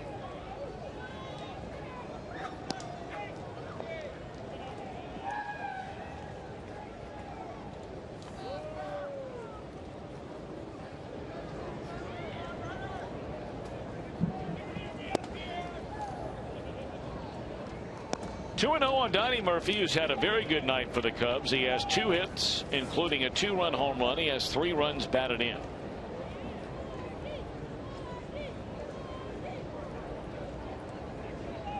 Devin Mesoraco is the only player still left on the Reds bench. Told you at this point in time it was down to Hannigan and Cozart, and now Cozart is the Lone Ranger. That doesn't happen very often with the September call-ups.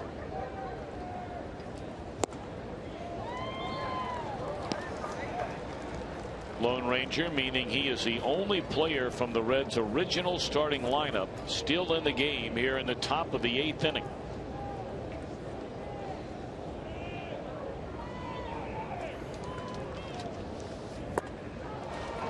Boy, Ondrusik coming in throwing darts here in the 8th inning.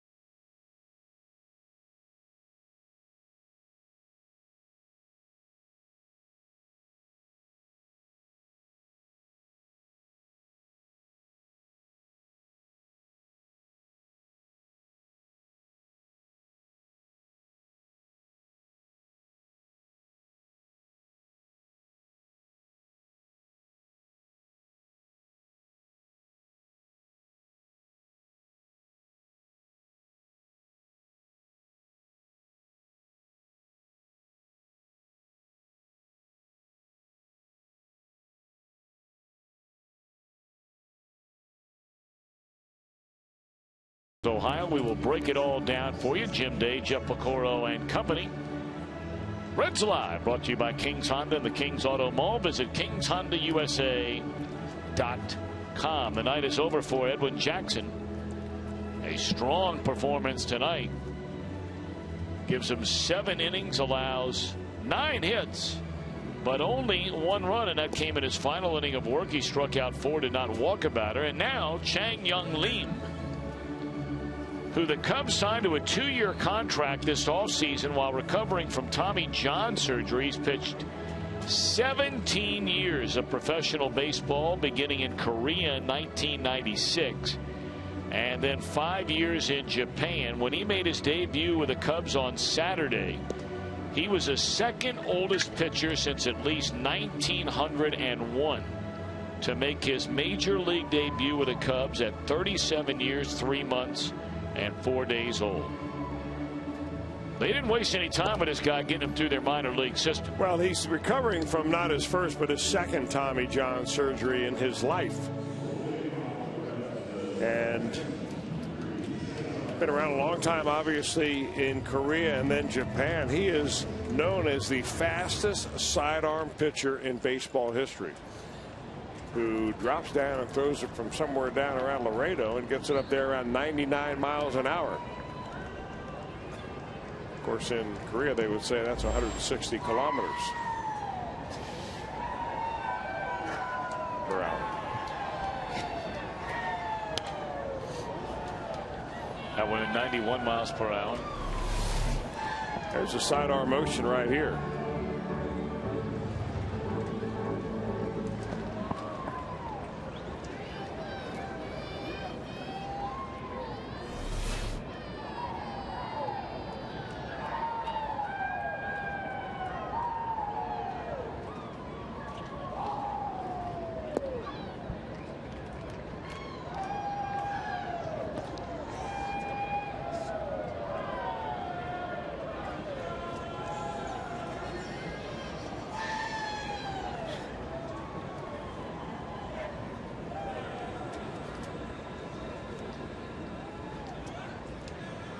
One and one on Cesar's terrace.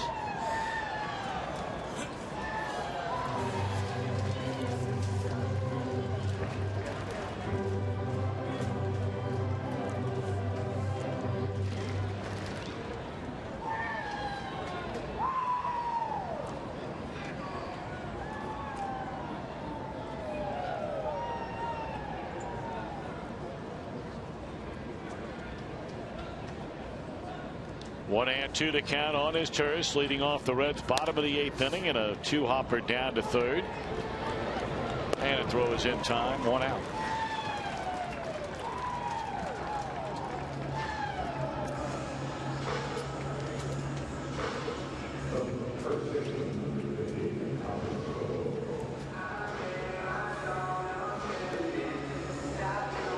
Tony coming in, the Reds had won 10 consecutive series against the Chicago Cubs. Lost the opener in the series here last night 2-0, and now down to their final 5 outs tonight. Trailing 9-1.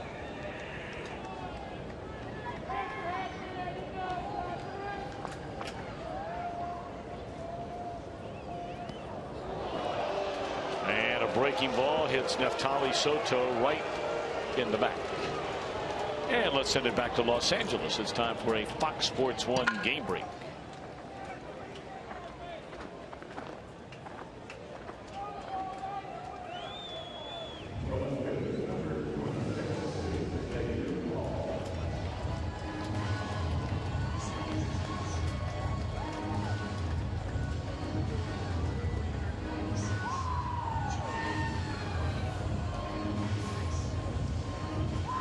All right, thank you very much. And Pirates still leading their game 4-1, bottom of the 8th inning. Cardinals attacked on a run, leading 3-0.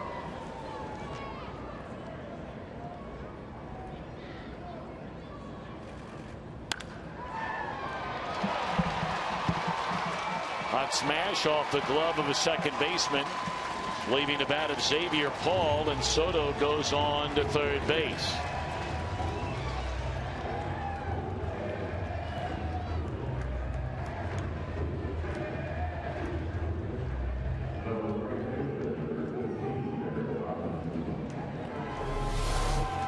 Hit very hard by Xavier Paul, gets a fastball from Lim out on the outside part of the plate, and Reds are making a little bit of noise here.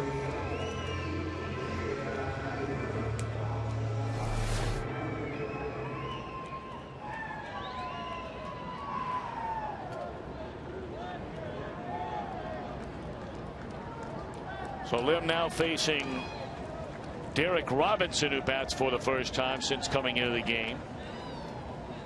And that one thrown all the way to the backstop. The runner will advance first to second. And staying put at third base is Soto.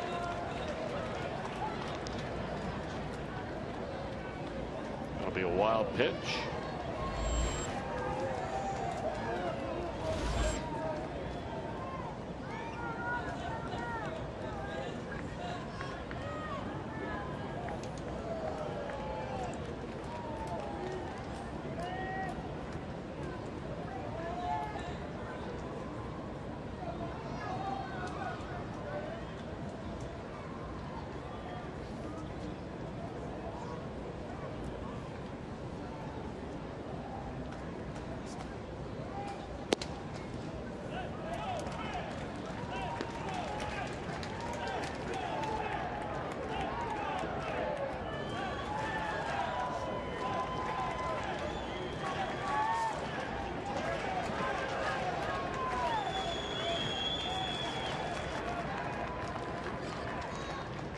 2-0 to count on Robinson.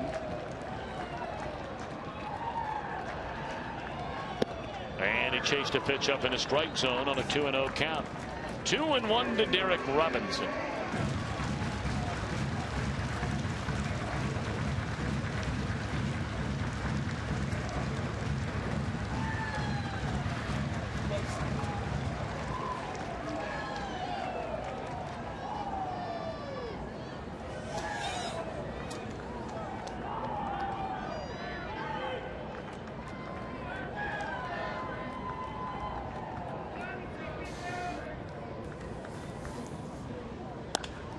Robinson serves it hard into left, but right at late.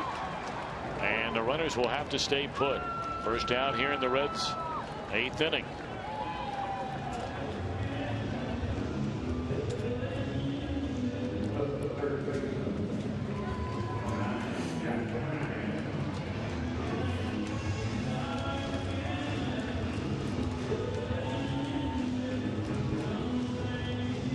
Of course, in the country of Korea, which is where Lim is from, it is customary to introduce yourself with your last name being first.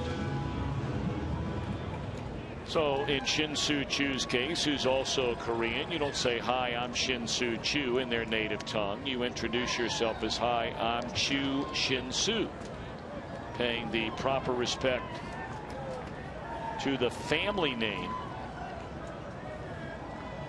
before your given name. Well, that explains why in spring training, when Chu came over from the Cleveland Indians, and people asked him, "How do you want your name pronounced, or how do you want to be called?" He says, "You just call me Chu." And for a lot of Americans, it felt uncomfortable to call somebody who you don't know just by his last name. But that's the way he wanted it. It was adopted by Dusty to call him Mr. Chu.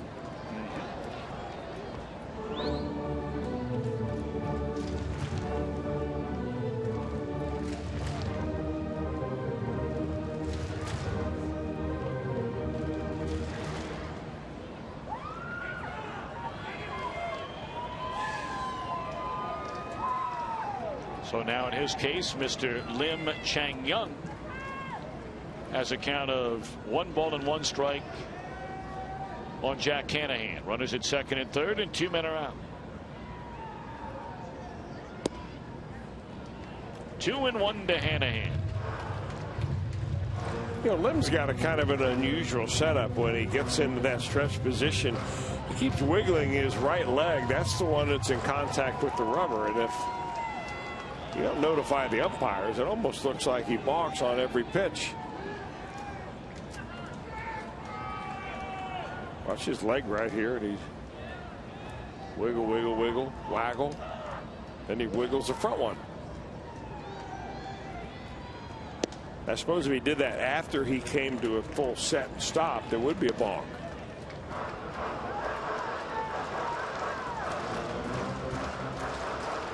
You know, they call that sidearm fastball of his over in Korea. And actually, the name followed with him in Japan. They called it the serpent fastball. Really? I like that. Yeah. Might borrow that. Has a unique tailing effect. Yeah. The serpent. I might start calling you that. The serpent. You're swinging a foul ball out of play. Why would you call me that? Well, you know, you're tall and, you know, lean, and the serpent, you think of, you know, as being sort of angular. Like, you know, you've got that look about you. The serpent has somewhat of a devious connotation. No, I don't mean that in a devious way. You know I don't. I would never in a million years imply such a thing. So if you took it that way, then I apologize. I did not mean it that way. I really did. You don't need to I thought it sounded cool. Now, I would like to have a pitch with that cool of a nickname. I like to have a pitch with a nickname like that. Unfortunately, all I have is a 3-wood. So I hit like a serpent.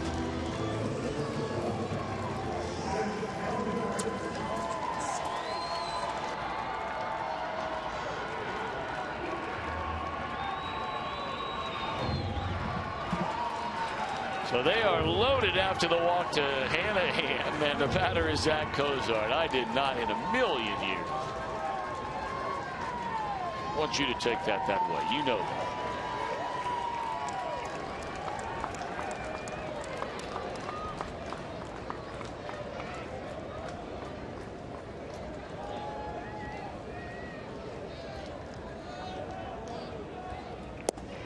And there's strike to Cozart, who extended his hitting streak to 15 consecutive games, the second longest current active streak among all National Leaguers.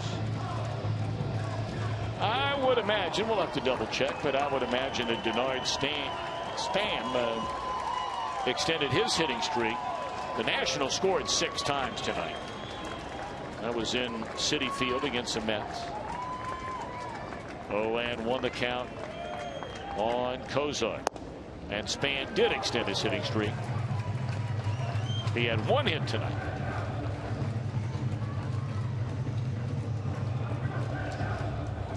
Nationals, for the first time all year long, a team so many people picked to be the not only the National League Eastern Division champion, but the National League pennant winning team. I mean, everybody was on that bandwagon after they won 98 games during the regular year a season ago, one more than the Reds won. And there's a roller down to third, and the foot race to the bag. That's all for the Reds in the 8th. We mercifully go to the 9th. 9-1 Chicago.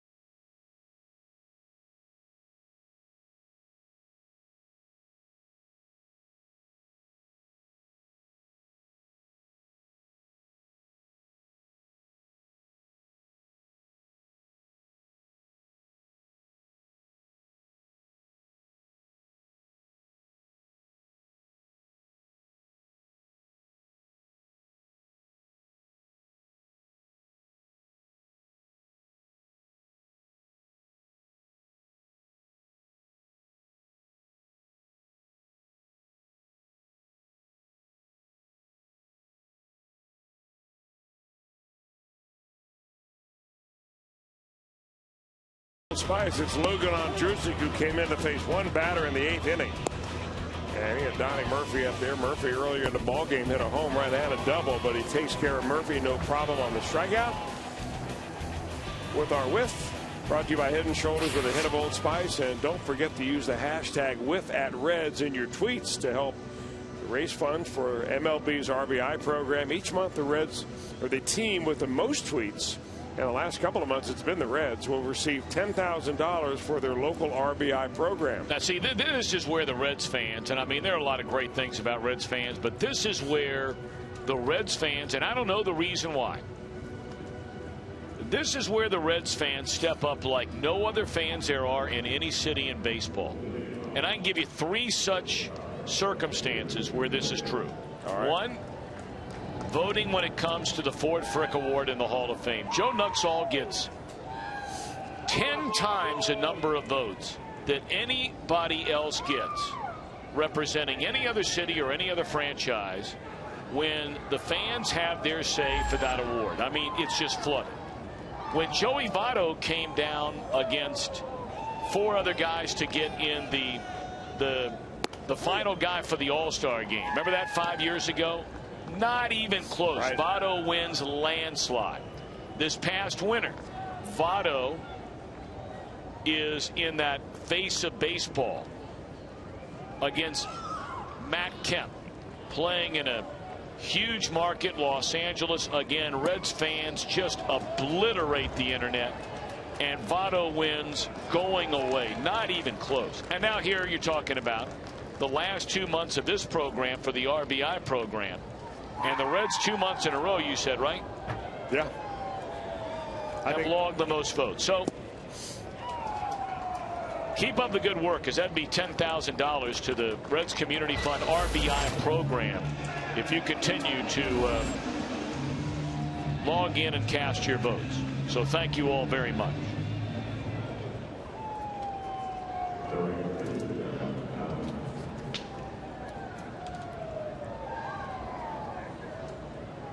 Logan Andrusik, 2 batters, 2 strikeouts.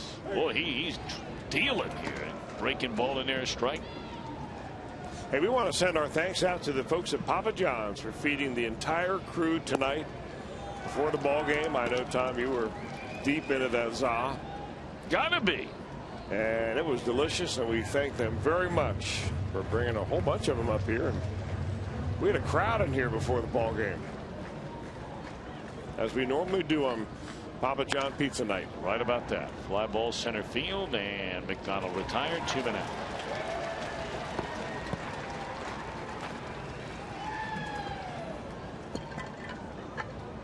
And we thank our entire crew for all their hard work tonight. It's been a long night of baseball. I mean, we're closing in on a 4-hour game here tonight, and they've stayed at it. So we say thanks to all of them. Our executive producer at Fox Sports Ohio is Tom Farmer. Coordinating producer Bob Pennell. Our game tonight produced by Josh Hall, directed by Mr. Commonwealth himself, Roy Alfers. Reds Live produced by Kent Dreamweaver. Our associate producers Matt Sigafus and Lauren White.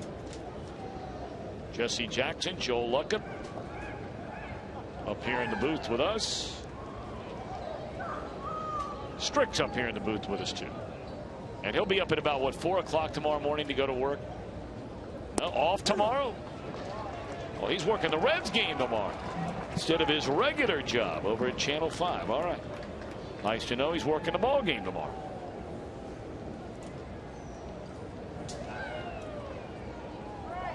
Of course, now he's throwing things at me from across the broadcast booth, because that was going to be a call-in sick day. So, once again, the best laid plans have run afoul. I should know better than that. I mean, if there's anybody that ought to know the old trick to the trade. How many times did you use that trick? There's a rifle in the center field, a base hit by Castillo. He had a 3-hit night for him, including 2 home runs. Gave us our Nissan drives of the game here tonight. Well, the first one he hit, I mean, that was way back way in the second deck. In fact, right up against the Kroger K signs. Second one, he gets to a bigger part of the ballpark, and Billy Hamilton makes an attempt, but cannot bring it back. A couple of home run drives for the Cubs catcher tonight. And now it's Ryan Sweeney, who's 1 for 4 in the game.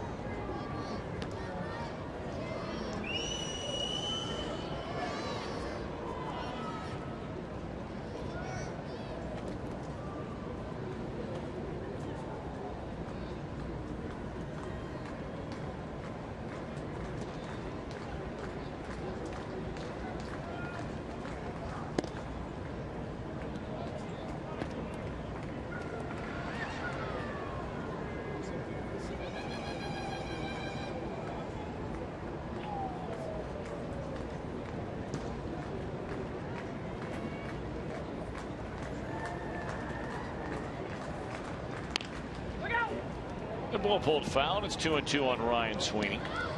2 outs. Cubs batting here in the ninth.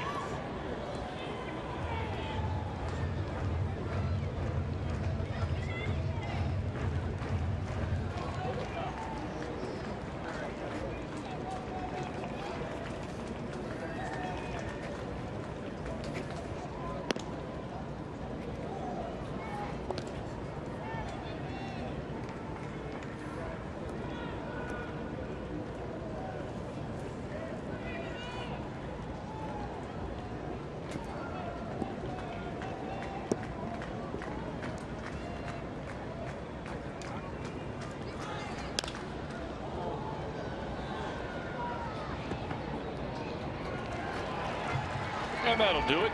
As Hamilton handles that one in center field, the Reds will bat in the bottom of the ninth inning on Drusick, an inning and a third of shutout baseball tonight.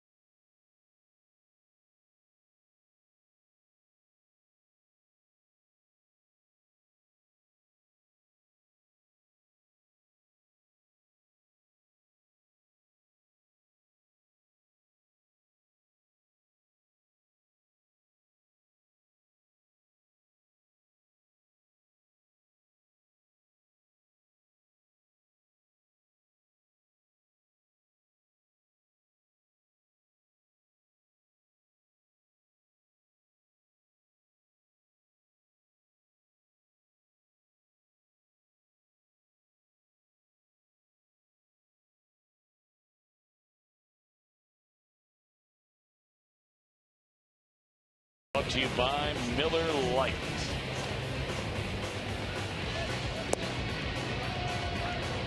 Edwin Jackson did it on the mound. 7 innings, 9 hits and a run, and clubbed his first home run this year, the second home run of his major league career.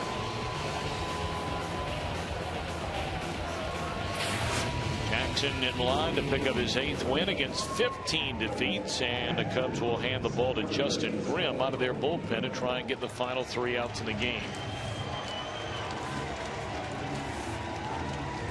Boscan comes off behind the bench and will now be behind the plate.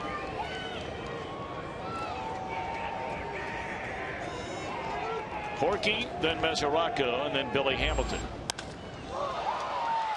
Corky, a fly ball on the first pitch. He knocked in the Reds' only run tonight. He got the biggest round of applause I think of anybody on this Reds ball club when he came to the plate the first time, right before he drove that run in the 7th inning. Well, it's been a terrible night all around. I mean, there's no debate about that. But it would be nice if maybe we could see Billy Hamilton get his first major league hit here in the bottom of the ninth. He's due up next. Mesoraco, the last Red left on their bench. Now, there are a lot of bodies on that bench when this game began. The expanded rosters.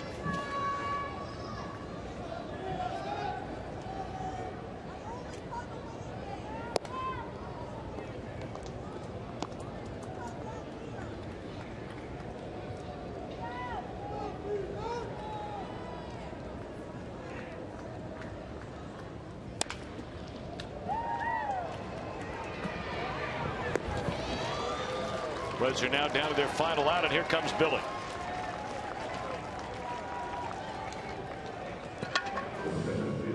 His first major league at bat. He hit a line drive right at the shortstop.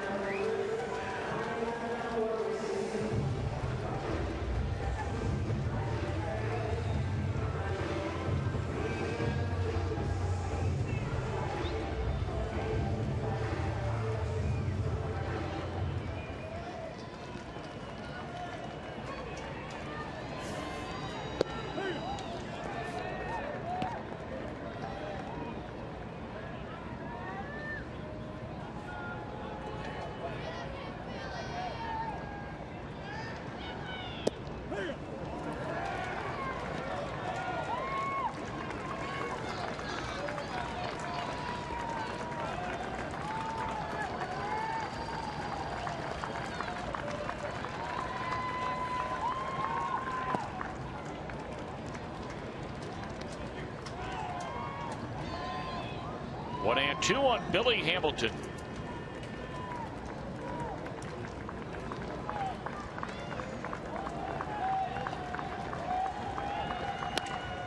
And jam shot, roll it short. Here's a throw to first, and it's in time to get Hamilton, who gets his first 2 major league at bats hitless, albeit a 1-2-3 ninth inning for Grimm, and the Cubs have ended a 10 series winning streak for the Reds by a 2-0 win last night, a 9-1 win here tonight. Reds Live is coming up right now.